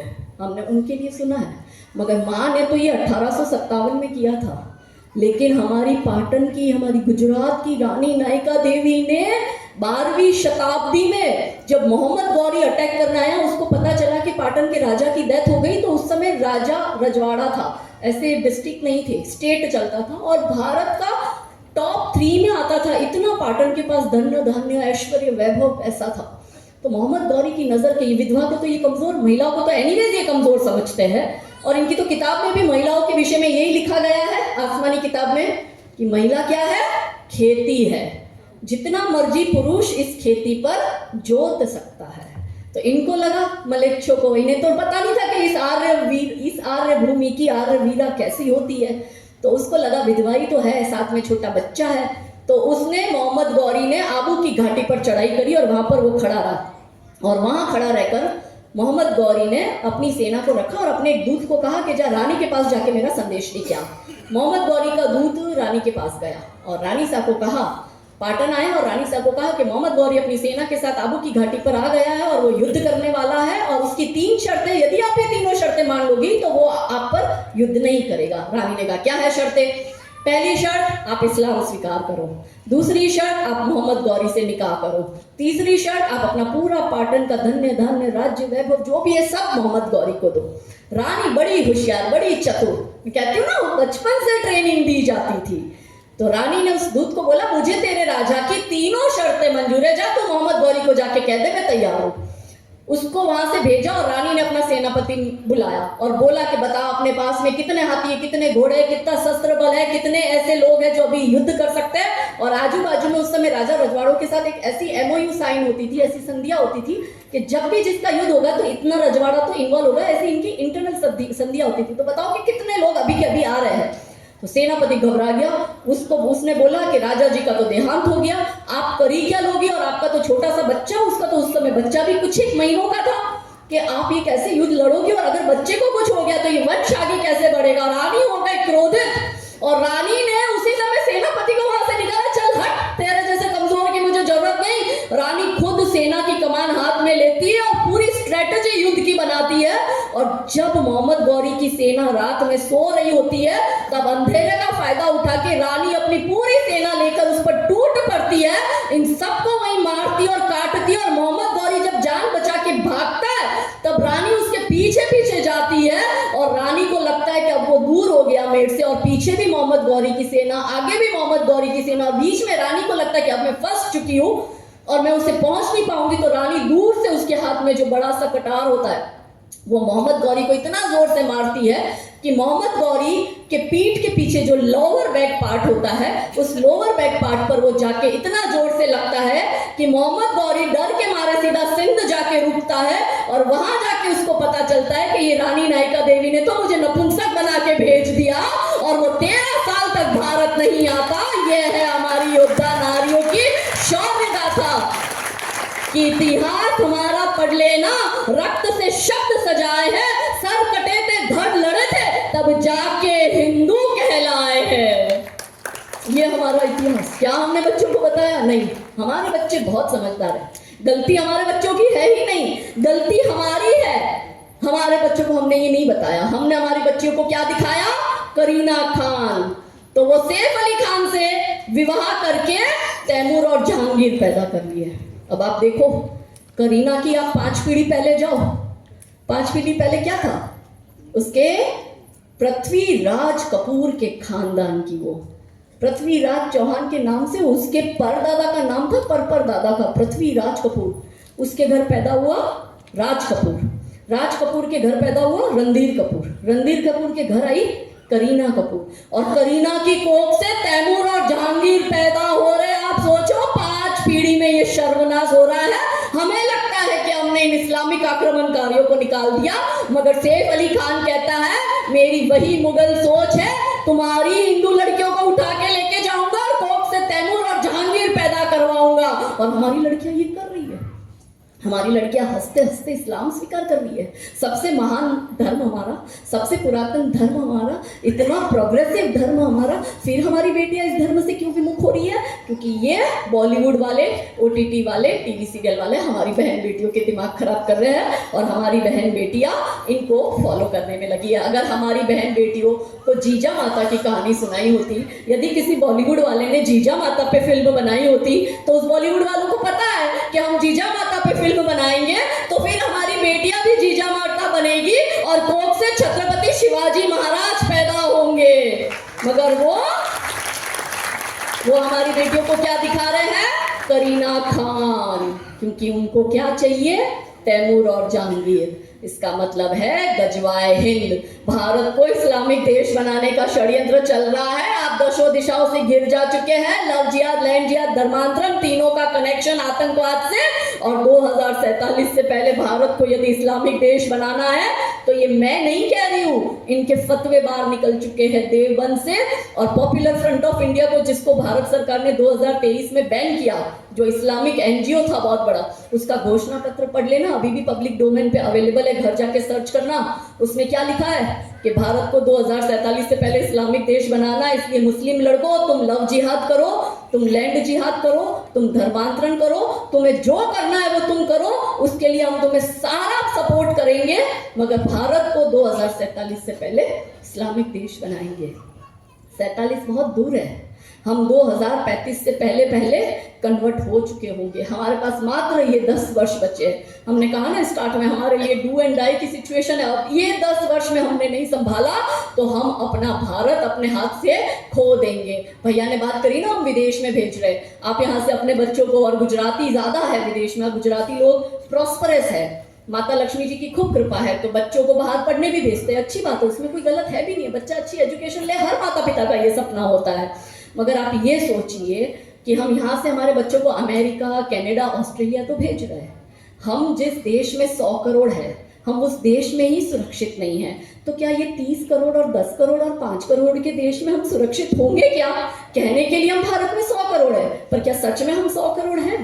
नहीं, हम 100 करोड़ है ही नहीं। हम तो ब्राह्मण, क्षत्रिय, वैश्य, शूद्र है। हम तो गुजराती, बिहारी, बंगाली, हमने भाषा में बटे, हम जाति में बटे, हम धर्म में बटे, हम क्षेत्र में बटे। अब हम पुरुष वर्सेस महिला का, स्त्रीवाद का झंडा, फेमिनिज्म, मैंने कहा ना बच्चियां फेक फेमिनिज्म की तरफ आकर्षित हो रही है। रियल फेमिनिज्म हमने हमारी बेटियों को बताया ही नहीं। हाडी रानी के विषय में कितनों को पता है? यहाँ हाथ ऊंचा करके मुझे बताओ। पता ही नहीं 2-4 लोगों को। कौन थी हाडी रानी? इस पे भी फिल्म नहीं बनी, एकता कपूर ने इस पे भी सीरियल नहीं बनाई, तो हमें पता ही नहीं। यहाँ सभागार में महिलाओं की संख्या ज्यादा है। जब माता को खुद ही नहीं पता होगा तो वो अपने बच्चों को कैसे बताएगी, वो कैसे सिखाएगी? मेरे बेटे को, अभी वो 7वीं में है, उसकी हिस्ट्री में लिखा है अकबर बहुत महान राजा था, और उसके लिए बहुत अच्छा अच्छा अकबर के लिए लिखा है। वो बहुत सेक्युलर था, अकबर सबको अपनाता था, उसने तो मंदिर बनवाए, कुछ ऐसा नहीं किया था। अकबर का इतिहास हमें पता है। हमने घर में पहले से ही अपने बेटे को सब बता दिया था। जब क्लास में उसको टीचर ये बता रही थी तो उसने टीचर को जाके बोला कि टीचर आप जो अकबर के लिए बता रही हो ये सब गलत है, सही क्या है अब वो मैं बताता हूँ। और उसने क्लासरूम में खड़े होकर सभी बच्चों को बताया कि अकबर कैसा था। फिर वो मुझे घर आके क्या बोलता है कि मम्मा आपने जो मुझे सिखाया वो तो मुझे पता है, मैंने आज टीचर को भी बोल दिया। फिर टीचर ने मुझे ये बोला बात तो बेटा तेरी सही है, पर मुझे तो वही बताना पड़ेगा जो हमारी पुस्तक में लिखा है, जो तुम्हारे सिलेबस में है। अब मेरे बेटे ने मुझे प्रश्न किया जिसका मेरे पास कोई जवाब नहीं था। उसने कहा माँ अकबर महान नहीं था ये मुझे पता है, वो जो था वो भी मुझे पता है। अब मैं, आपने जो कहानी बताई है, जो कहानी सरकार बता रही है वो अलग है, जो कहानी आप बता रही हो वो अलग है। आपकी कहानी लिख के आऊंगा ना मम्मा तो मैं 100% फेल हो जाऊंगा, क्योंकि वो कहानी गलत है फिर भी वो सही है और वो हमें लिखनी पड़ेगी क्योंकि उन्होंने ये हमें बताया हुआ है। तो मम्मा आप कर क्या रही हो? अभी तक आपने ये तो चेंज नहीं किया। ये मेरे बेटे का प्रश्न था मुझसे, मेरे पास कोई उत्तर नहीं था, मैं हेल्पलेस थी। हमारे बच्चे ये पढ़ रहे हैं, पर मैं ये मानती हूँ कि कम से कम हम घर में तो हमारे बच्चों को ये बताएं कि हाडी रानी कौन थी, कि राजा, मेवाड़ के राजा रतन रावत सिंह चुड़ावत के साथ उनका विवाह होता है। रियल स्त्रीवाद क्या है? एकता कपूर ने डेफिनेशन चेंज कर दी कि सच्चा स्त्रीवाद ये है कि एक हाथ में दारू का ग्लास हो, दूसरे हाथ से सिगरेट फूको, अंग्रेजी में गालियां बको, और अगर आप नौकरी करती हो तो पति, सास, ससुराल सब आपके पैर की जूती, और आप फेमिनिस्ट हैं। और अगर आपको बच्चा भी चाहिए तो आपको विवाह करने की जरूरत नहीं है, बिना विवाह के भी आप बच्चा पैदा कर सकती हो, क्योंकि एकता कपूर ने बिना विवाह के, उस बच्चे का बाप कौन है वो हमें पता नहीं, वो बच्चा किसका है वो हमें पता नहीं, उसने विवाह भी नहीं किया और उसने बच्चा ले आई। तो हमारी बेटियों के दिमाग भी ऐसे खराब हो रहे हैं कि यदि बच्चा करना है तो विवाह करने की जरूरत नहीं, और बाप के नाम की क्या ही जरूरत है। तो फिर हम में और जानवरों में अंतर क्या रह गया? कोई अंतर है क्या? हम कहते हैं भारतीय परिवार व्यवस्था मानवता की सबसे बड़ी देन है, और इसी परिवार व्यवस्था को खराब करने का काम ही एकता कपूर जैसी महिलाएं करती है।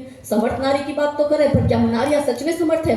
क्या मॉडर्न कपड़े पहनना ही समर्थ हो जाता है? क्या अंग्रेजी बोलना ही समर्थ हो जाता है?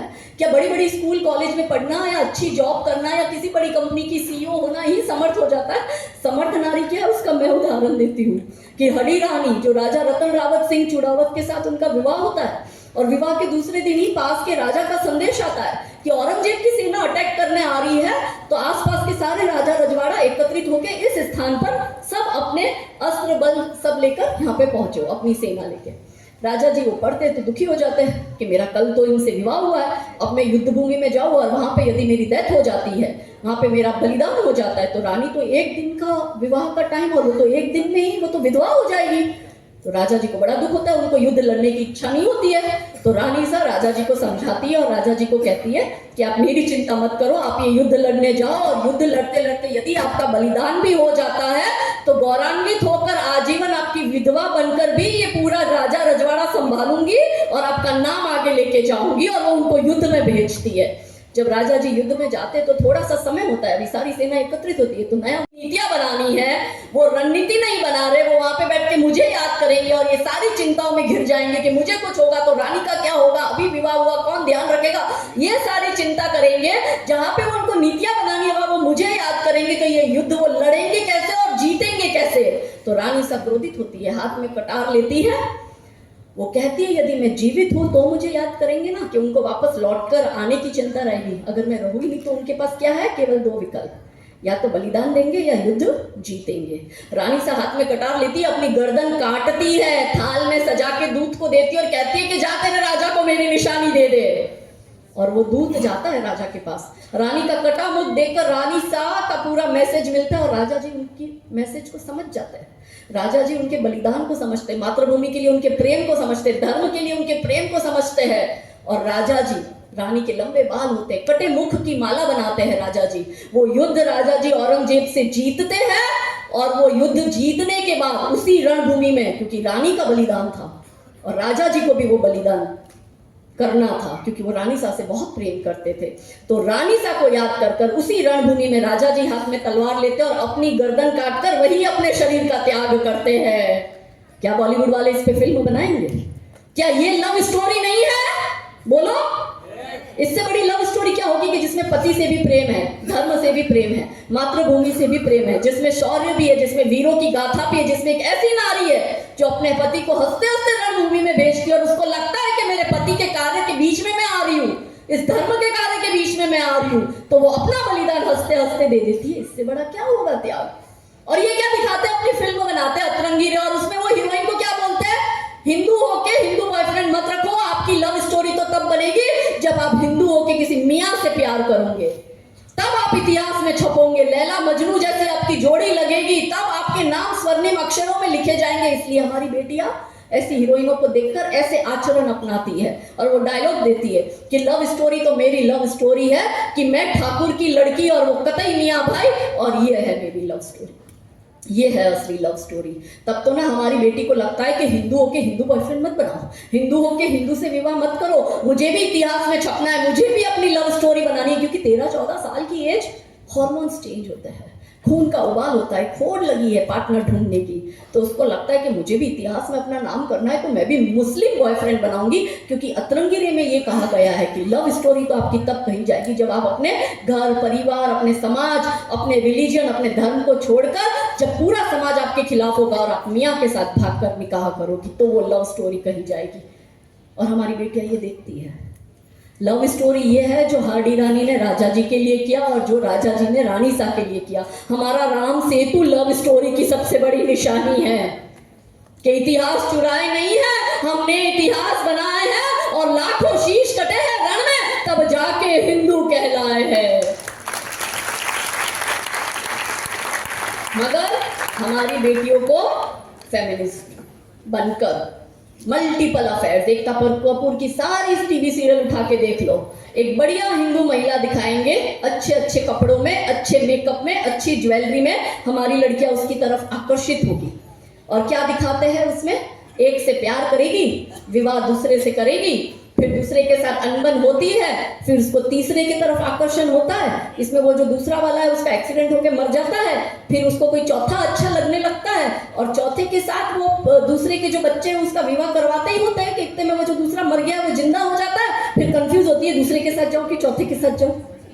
अब आप बताओ मेरी बहनों, क्या संभव है? अब जितनी मेरी बहनें वो मुझे उत्तर दीजिए, क्या हम हिंदू महिलाओं के 4-4 पुरुषों के साथ अवैध संबंध होते हैं क्या? बोलो जोर से, मेरे को सुनाई नहीं देता है। क्या हम हिंदू महिलाओं के 4-4 अफेयर होते हैं क्या? क्या हिंदू महिलाएं 4-4 विवाह करती है क्या? अब ये ऐसा दिखाती है, यही हम देखते हैं। और वो अनुपमा में एक से विवाह करेगी, उसके बच्चे पैदा होंगे, फिर वो दूसरे की तरफ आकर्षित होती है, पहला वाला उसको छोड़ देता है, फिर दूसरे वाले से करूं कि ना करूं, करूं कि ना करूं, पर दूसरा वाला अच्छा भी बहुत लगता है, तो वो बच्चे मिलके माँ का विवाह करवाएंगे। और दूसरे वाले की जो पहली गर्लफ्रेंड होती है उसको छोड़ के वो इससे विवाह करता है, तो वो पहली गर्लफ्रेंड किसी और से शादी करती है जो ऑलरेडी अपनी पत्नी को छोड़ चुका होता है, और उसकी किटकिट उस पर बढ़ जाती है, तो वो जो उसका पहला बॉयफ्रेंड था जो अनुपमा का दूसरा पति है उसके साथ फिर भी रिलेशन रखती है, फिर वो भी उसके साथ रिलेशन रखता है, इतने में वो फिर वापस कभी मर जाता है, कभी जिंदा होता है, कभी कुछ होता है, फिर वो जो पहली गर्लफ्रेंड है वो वापस कोई दूसरा ढूंढती है, वो वापस इसको पकड़ती है, फिर उसकी पत्नी उसके जीवन में आती है, उसकी गर्लफ्रेंड इसके जीवन में आती है, यही चलता है। इस एक टीवी सीरियल में आप बताओ इतने ब्रेकअप हो गए, इतने डिवोर्स बता दिए कि इतने तो जितने आप इस सभागार में हो ना आपके पूरे खानदान में नहीं हुए होंगे, सबके मिला के उतने उस एक टीवी सीरियल में दिखाए। तो आज इसका हमारी महिलाओं पे क्या असर हो रहा है आप देखो। पहले डिवोर्स नहीं होते थे, अब क्यों डिवोर्स हो रहे हैं? पहले माता पिता क्या कहते थे पता है? बिटिया, मेरे अपने परिवार वालों ने कहा है तेरी यहाँ से डोली उठ रही है, अर्थी तो तेरी वहीं से उठेगी। और मेरे घर वाले मुझे क्या कहते थे? हंसते हंसते आना है तो तू आना बेटा अपने मायके में, पति से लड़कर और ससुराल वालों से लड़कर, क्या अपने गुजराती में किया कि रिसामणे न आवती, मतलब उनसे लड़ झगड़ कर तू गुस्सा होकर यहाँ पे बैठने मत आना, तो तेरे लिए दरवाजे बंद है। ये हमें बचपन से सिखाया जाता था, यही माइंडसेट था। हमें ये बताया जाता था कि तू इस घर से गई, फिर वहां की सारी प्रॉब्लम तेरी है, वहां की सारी प्रॉब्लम तेरे को संभालनी है। अब अब छोटी छोटी बात पे डिवोर्स हो रहा है, छोटी छोटी बात पर शादी का एल्बम नहीं आता है अभी तक, और लड़की डिवोर्स की डिमांड कर रही है। हमारे हिंदू लड़कों से विवाह के दूसरे दिन वो माँ के घर जा रही है और 50% वो केस कर रही है, 50% प्रॉपर्टी का, क्योंकि वो माँ बेटी ने एकता कपूर की सीरियल देखी है। सारी सीरियल में क्या दिखाया, सास और ननद जो है वो नालायक है, वो बहू को प्लानिंग करते, बहू उसके खिलाफ प्लानिंग करती है। अब जो बेटी, मैंने कहा ना अनकॉन्शियस माइंड में स्लो पॉइजन डाला जा रहा है, तो जो हमारी बेटी जिसका भी विवाह भी नहीं हुआ है, वो अपनी माँ के साथ शाम को 5 बजे से रात को 11 बजे तक यही सारी टीवी सीरियल आती है, यही हमारी बेटियां देखती है। हमारे परिवार टूट रहे हैं, हमारी परिवार व्यवस्था टूट रही है, तभी तो हमारी महिलाएं, विवाहित महिलाएं छोटे छोटे बच्चे छोड़कर भाग रही है। क्यों ऐसी नौबत आई, क्यों ऐसी विचार हुई? हम पहले ज्वाइंट फैमिली में रहते थे, तब तो ऐसा नहीं होता था। अब क्यों ऐसा हो रहा है? क्योंकि हम एकल परिवार में आ गए, सास ससुर के साथ नहीं रहना, देवर जेठ के साथ नहीं रहना, हमें तो अकेला रहना है, हमें तो फ्रीडम चाहिए, क्योंकि ये एकता कपूर ऐसा दिखा रही है, हमारी बहनें वही देख रही है। तो माता और उसकी जो बेटी है उसको भी क्या लगेगा, मेरी सास भी नालायक, अभी शादी नहीं हुई है मगर सीरियल देख रही है तो उसको क्या लग रहा है, मेरी सास भी नालायक है, मेरी ननंद भी नालायक ही होगी। तो विवाह के बाद वो पहला काम वहां जाके क्या करती है, ननंद को कट करती है, पति को क्या बोलती है, मुझे अलग रहना है। और वहां से माँ विवाह के बाद बेटी को भी भेजा, सुबह उठेगी बेटी और फोन करेगी माँ अपनी बेटी को, तेरी सास ने तेरे से कुछ काम तो नहीं करवाया ना, है तेरी सास ने तेरे से रसोई में काम करवाया, ज्यादा चिक चिक करे तो तू छोड़ के आ जाना। अब माता कह रही है छोड़ कर आजा, हम तुझे रख लेंगे। हमारे समय में क्या कहा जाता था, तेरी अर्थी वहीं से उठेगी, ये घर का दरवाजा तेरे लिए खुला नहीं रहेगा। आप अंतर समझो दोनों के बीच का, ये व्यवस्था हमने उत्पन्न करी, इस व्यवस्था के लिए समाज खुद दोषी है। आज जब हम कंप्लेन करते हैं कि बहुएं साथ में नहीं रह रही है, आज माता अपनी बहू बेटी को सिखा रही है कि तेरी सास किटकिट करे तो तू वापस मेरे घर आ जाना। अरे तेरी बेटी किसी के घर की बहू बनेगी तो किसी की बेटी भी तो तेरे घर आएगी ना बहू बन के। ये समाज का चक्र है, हमने खुद ने इस व्यवस्था को खराब कर दिया। क्योंकि किसी भी देश की व्यवस्था को खराब करने के लिए, किसी भी देश को बर्बाद करने के लिए आपको उधर बम बारूद गोला असला डालने की जरूरत नहीं है। आप उस देश की सामाजिक व्यवस्था, सांस्कृतिक व्यवस्था, शैक्षणिक व्यवस्था और परिवार व्यवस्था को खत्म कर दो, वो देश अपने आप खत्म हो जाएगा। और यही व्यवस्था पर चोट हो रही है और यही व्यवस्था खत्म की जा रही है। और परिणाम आज ये है कि परिवार सुखी नहीं है, पति पत्नी सुखी नहीं है, बच्चे अपने अपने फोन में लगे, पति अपने काम में, पत्नी अपने काम में, दादा नानी की कहानियां रही नहीं, बच्चों को संस्कार देगा कौन? ये व्यवस्था को बनाया हमने, इसलिए भुगत हम रहे। अब पुनः हमें इस व्यवस्था में आना पड़ेगा। तो ये व्यवस्था बनाएगी कौन? नारी। क्योंकि एक भारत की महिला 2 परिवारों को जोड़ती है, ससुराल पक्ष और मायका पक्ष। महिला का जैसा आचरण होगा उसके परिवार में भी वैसा ही आचरण आएगा। और वही महिला का यदि आचरण विपरीत है, तो हमने कहा ना, मनुस्मृति में कहा गया है कि एक महिला को यदि आप शक्ति देते हो तो वो विनाशक भी हो सकती है, वो उद्धारक भी हो सकती है। तय हमें करना है कि हमें समाज को कौन सी दिशा देनी पड़ेगी। माताओं को सोचना पड़ेगा कि उन्हें अपनी बेटियों को कैसे संस्कार देने पड़ेंगे, कैसे संस्कारों को पोषण करना पड़ेगा। क्यों हमारी बेटी आज इंस्टाग्राम पर बैकलेस आती है और फिर ब्लाउज बंद करती है और गंदे गंदे गानों पर डांस कर रही है? फोमो हो गया हमारे बच्चों को, फियर ऑफ मिसिंग आउट का। इसको 5 लाइक्स मिले, मुझे भी 5 मिलने चाहिए। मुझे 5 लाइक्स नहीं मिली है तो फिर वो बच्ची हमारे ऊपर से कपड़े कम करती जाती है, नीचे से कम कपड़े करती जाती है कि मुझे लाइक्स मिल जाए, मुझे फॉलोअर्स मिल जाए। हमारे बच्चे लाइक्स और फॉलोअर्स की दुनिया में फंस चुके हैं। बाहर कौन निकालेगा? हमें निकालना पड़ेगा। कंप्लेन हम करते हैं, हमारा बच्चा हमारा सुनता नहीं। क्यों नहीं सुनेगा तुम्हारा बच्चा? तुमने उसे कभी पास में बैठकर प्यार ही नहीं दिया। बच्चा अकेला घर में, हम एकल परिवार में आ गए, बच्चों को परिवार का प्यार नहीं मिल रहा। बच्चों की कहीं कोई गलती नहीं है, गलती हमारी है। समाज ने अपनी व्यवस्था को कमजोर कर दिया है और हम समझ नहीं रहे। हम दशों दिशा से घिरे, हमें पता ही नहीं है। वो फिल्म ही देखी थी, अमर अकबर एंथनी, आपने देखी थी? अभी भी अमर अकबर एंथनी चल रही है। वैसे इतिहास में जाओगे तो फिल्म में भी कहा था कि तीनों का बाप तो बंशीलाल ही था, तो अभी भी अमर अकबर एंथनी का बाप तो बंशीलाल ही है। लेकिन अंतर क्या हुआ कि अकबर जो है, अकबर लव जिहाद और लैंड जिहाद कर रहा है। एंथनी क्या कर रहा है? वो धर्मांतरण का एजेंडा चला रहा है। और अमर क्या कर रहा है? अमर टमाटर और आलू के प्याज के दाम कब कम होंगे कि मैं इसको खरीदूं, वो चिंता कर रहा है। ये अंतर है। अकबर और एंथनी अपना काम कर रहे हैं, अमर ने अपना काम करना छोड़ दिया। अकबर और एंथनी ने अपनी व्यवस्था खड़ी कर दी, मदरसा सिस्टम खड़े कर दिए, कॉन्वेंट स्कूल खड़ी कर दी। अमर ने अपने ही बच्चों को कॉन्वेंट में भेजना शुरू कर दिया। जब व्यवस्था इम्बैलेंस होती है तो सब कुछ इम्बैलेंस होता है। समाज के रूप में हमें स्वीकार करना पड़ेगा कि आज जो परिस्थितियों का निर्माण हुआ है उसमें यदि सबसे ज्यादा दोषी कोई है तो समाज की महिलाएं दोषी है, क्योंकि महिलाओं ने अपने देश को नहीं संभाला, अपने राष्ट्र को नहीं संभाला, अपने धर्म को नहीं संभाला, अपने समाज को नहीं संभाला, अपने परिवार को नहीं संभाला और अपने बच्चों का पोषण नहीं किया। इसलिए आज हमारी बेटियां हंसते हंसते बुर्का पहनती है। तो हिंदू जो है वो पैसा कमाने में लगा है, वो आमदनी बढ़ाकर घर लेने में लगा है, मगर वो मुसलमान तो आबादी बढ़ाकर देश लेने में लगा है। तो हम क्या करेंगे? समस्या पे चर्चा हो गई, अब अंत में समाधान पर चर्चा कर कर अपनी वाणी को विराम दूंगी कि दीदी आप समस्या तो बता कर गए, समाधान क्या है? तो समाधान ये मेरे भाई बहनों, आज आप इधर आए हो तो मुझे सुन के जाओगे, उसके बाद आपका काम खत्म नहीं होता। महिलाएं आप आई हो, मेरी बहन हो, मेरी माता हो, मेरी छोटी बच्चियां भी है, आप आई हो तो काम दूंगी, बोलो करोगे? आई हूँ तो काम देके जाऊंगी और आपको ये काम करना है। ऐसा नहीं कि दीदी आई सुन लिया ताली बजा दी बात खत्म हो गई, ऐसा नहीं, क्योंकि हमें यहाँ से आगे काम करना पड़ेगा। कितने लोग संघर्ष करने को तैयार है, मेरी तरह जेल जाने को तैयार, केस करने। मैं नहीं चाहती आप ऐसा जीवन भी जियो, मैं नहीं चाहती कि आप मेरी तरह अपनी लाइफ झंड कर दो, मैंने कर दी, पर मैं ये चाहती हूँ कि आप एटलीस्ट अपनी अपनी सोसाइटी में ये काम करना शुरू करो जो मैं अब आपको काम देकर जा रही हूँ। मैंने ये करा है, मुझे किसी ने आके पीले चावल नहीं दिए थे, मुझे किसी ने नहीं कहा था काजल दीदी आप ये काम करो, इतने पंगे मोल लो है, नेताओं से दुश्मनी, पुलिस से दुश्मनी, मियाओं से दुश्मनी, मिशनरी वालों से दुश्मनी, अपने ही जो हिंदू है, जो जयचंद टाइप के जो गद्दार है उनसे भी दुश्मनी। वीर सावरकर कह के गए कि मुझे ईसाइयों से डर नहीं है, मुझे मुसलमानों का भी डर नहीं है, मुझे तो हमारे ही वो गद्दार हिंदू है उनका डर है। तो मैं भी खुद दसों दिशाओं से घिरी जा चुकी हूँ, तो हमें क्या करना पड़ेगा? मैं तो ये कहती हूँ, मुझे लोग कहते दीदी आप ऐसा कैसे करती हो, क्या मिलता है आपको? तो मैं प्रश्न के सामने उनको प्रश्न करती हूँ कि कुछ नहीं मिल रहा है, और ये कुछ मिलेगा ऐसा सोचना भी मत। राम जी के काम में मेरा नाम लिखा जा चुका है, मुझे इतना पता है कि जीवन को बस रण माना है, जीवन को बस रण माना है, धर्म हेतु प्रतिक्षण माना है, और मिला ये सारा जीवन आर्य भूमि का ऋण माना है। स्वीकारी सारी बाधाएं, वीरों ने कब हर्ष चुना है? हाँ मैंने संघर्ष चुना है, ये संघर्ष मैंने चुना, ये मैंने चुना। मैं नहीं चाहती आप ये लेवल का करो, बहुत मेंटल प्रेशर होता है।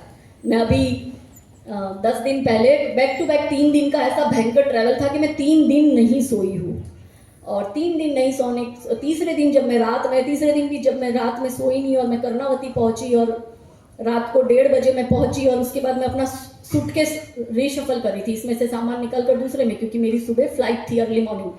तो मेरे बेटे का प्रोजेक्ट था, तो उसने मुझे कहा माँ रात के 1:30 बजे आप अभी तो आई हो, सो जाओ, सुबह कपड़े शिफ्ट कर लेना दूसरी सूटकेस में। मैंने कहा बेटा सुबह होनी ही नहीं है, ये शिफ्ट कर कर नहाने जाऊंगी और फिर एयरपोर्ट के लिए निकलूंगी। तो मेरा बेटा मुझे कहता है माँ आज तीसरा दिन है आप नहीं सोई, आपको नहीं लगता कि आपको थोड़ा रेस्ट करना चाहिए, और ये जो काम आप कर रही हो उसमें थोड़ा थोड़ा ब्रेक लेना चाहिए, कि कहीं एक गई उसके बाद 3-4 दिन का ब्रेक लो फिर कहीं वापस ट्रैवल करो। मैंने कहा बेटा अभी सोने का टाइम नहीं है, अभी तो जगने और जगाने का टाइम है। मेरे बेटा तो मुझे भविष्य में गालियां ना दे, तू मेरा श्राद्ध ना मनाए, ऐसा मुझे नहीं चाहिए। मेरा बेटा मैं इसलिए ये काम कर रही हूँ कि ये 10 साल हमारे पास है, फिर तू ही मुझे गाली देकर कहेगा कि जब देश बर्बाद हो रहा था माँ तू सो रही थी। इसलिए मैं जाग रही हूँ और लोगों को जगाने जा रही हूँ, क्योंकि ये 10 वर्ष में यदि हमने अपना देश नहीं संभाला तो ये इस्लामिक देश ऑलमोस्ट बन चुका है, इस 10 वर्ष में खत्म है। ये कह रहे लड़के लिया पाकिस्तान, हंस के लेंगे हिंदुस्तान। तो मेरी बहनों आपको काम लेकर जा रही हूँ। सबसे पहला काम, जब आप यहाँ से जाएगी तो यहाँ से जाने के बाद आपको 5 लोगों को फोन करना है या 5 लोगों से संपर्क करना है। 5 लोग मतलब 5 परिवार की बात कर रही हूँ, एक ही परिवार के 5 व्यक्ति नहीं, 5 परिवार।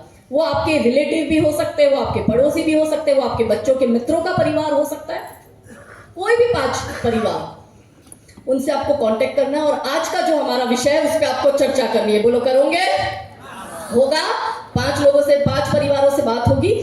दूसरा काम आपको क्या करना है, जब यहां से जाओ कल पहले ही सुबह हो तो आप मेक श्योर करो कि आपकी सोसाइटी में, आपकी बिल्डिंग में, आपके रिलेटिव में जो भी हो, सारी इकोनॉमी हिंदू इकोनॉमी हो। आपका दूध वाला हिंदू होना चाहिए, आपका दर्जी हिंदू होना चाहिए, सब्जी वाला हिंदू होना चाहिए, फल फ्रूट वाला हिंदू होना चाहिए, पीओपी का काम करने वाला हिंदू होना चाहिए, गैरेज वाला हिंदू होना चाहिए, रिक्शा वाला हिंदू होना चाहिए, मेहंदी वाला हिंदू होना चाहिए, डांस क्लास वाला हिंदू होना चाहिए, ट्यूशन वाला हिंदू होना चाहिए, टीचर हिंदू होना चाहिए, रिपेयरिंग वाला हिंदू होना चाहिए। आपकी पूरी इकोनॉमी हिंदू पर होनी चाहिए। आपका बिजनेस पार्टनर हिंदू होना चाहिए, गरबा वाला हिंदू होना चाहिए। Be Hindu, by Hindu, employ Hindu.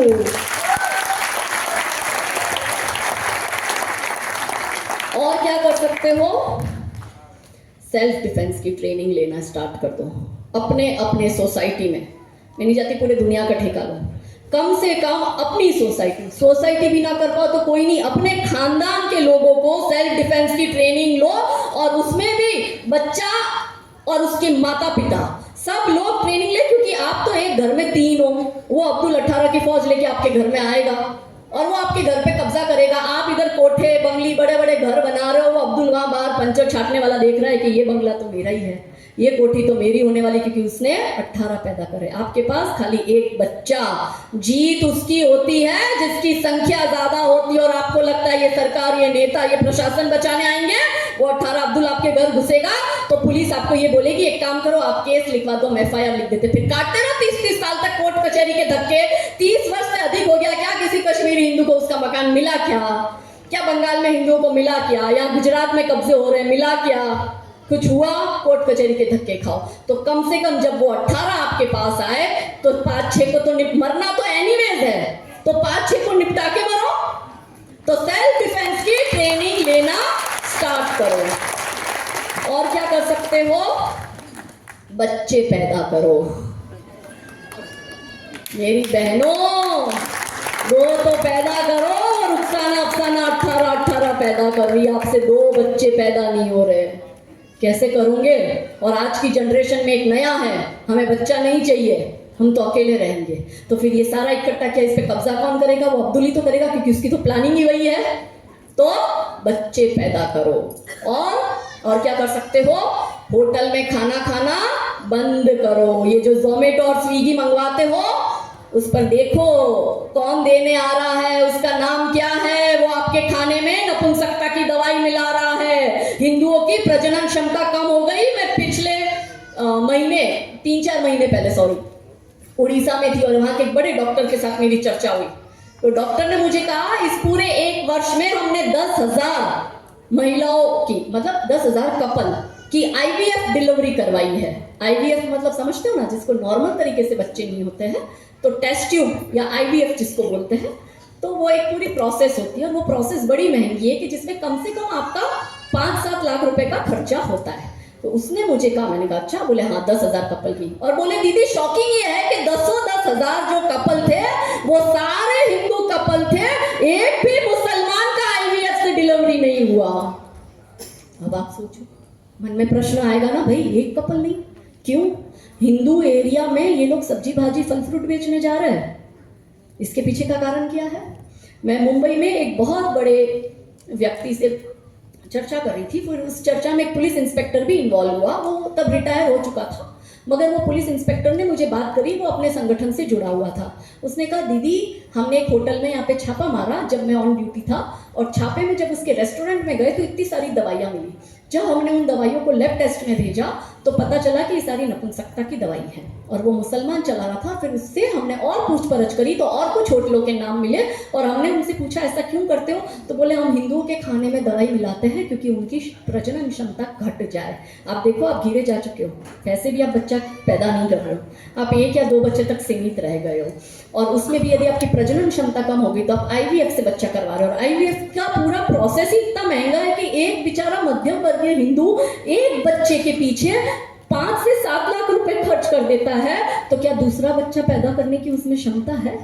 तो एक तरफ आपकी संख्या कम हुई, ये लोग संख्या बढ़ा रहे हैं, इनका जनसंख्या जिहाद चल रहा है, इनका लव जिहाद चल रहा है, इनका लैंड जिहाद चल रहा है, इनका आपकी प्रजनन क्षमता कम करने का भी एक जिहाद चल रहा है कि हिंदुओं की संख्या घटे। तभी तो ये बोल रहे हैं ना, लड़के लिया पाकिस्तान, हंस के लेंगे हिंदुस्तान। कैसे लेंगे?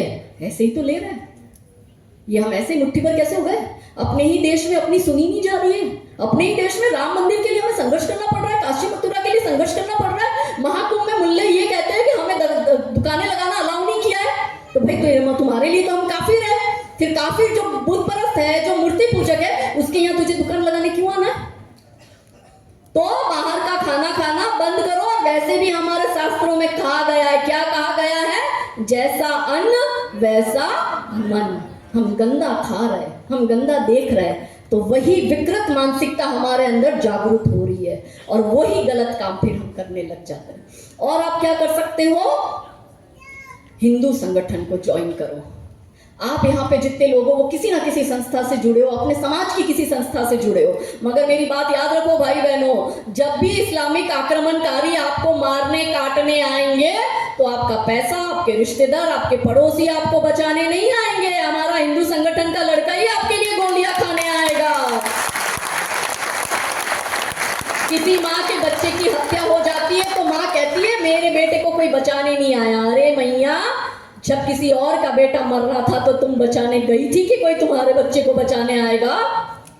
तो अपने बच्चों को बचाना है मगर किसी और के बच्चों को नहीं बचाना। ऐसा नहीं चलेगा।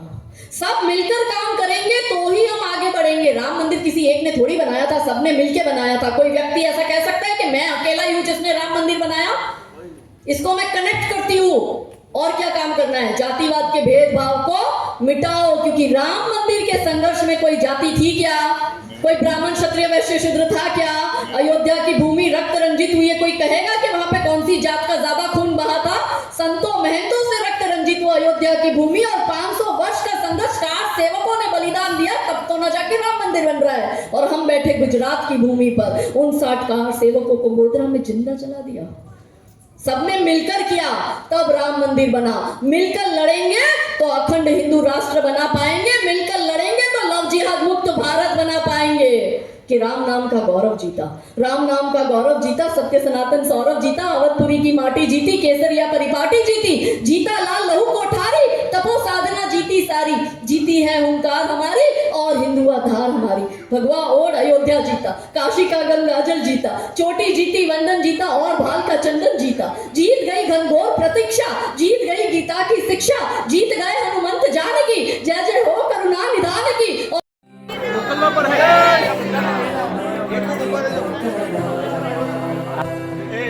या श्वेत पद्मासना, या ब्रह्माच्युत शंकर प्रभृतिभिः देवै सदा वन्दिता, सा मां पातु सरस्वती भगवती निशेषजाड्यापहा।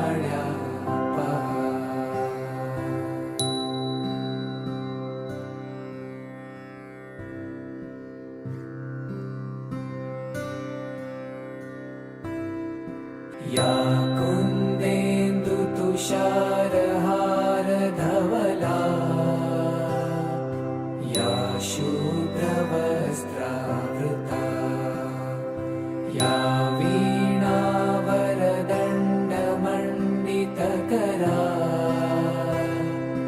या श्वेतपद्मासना, या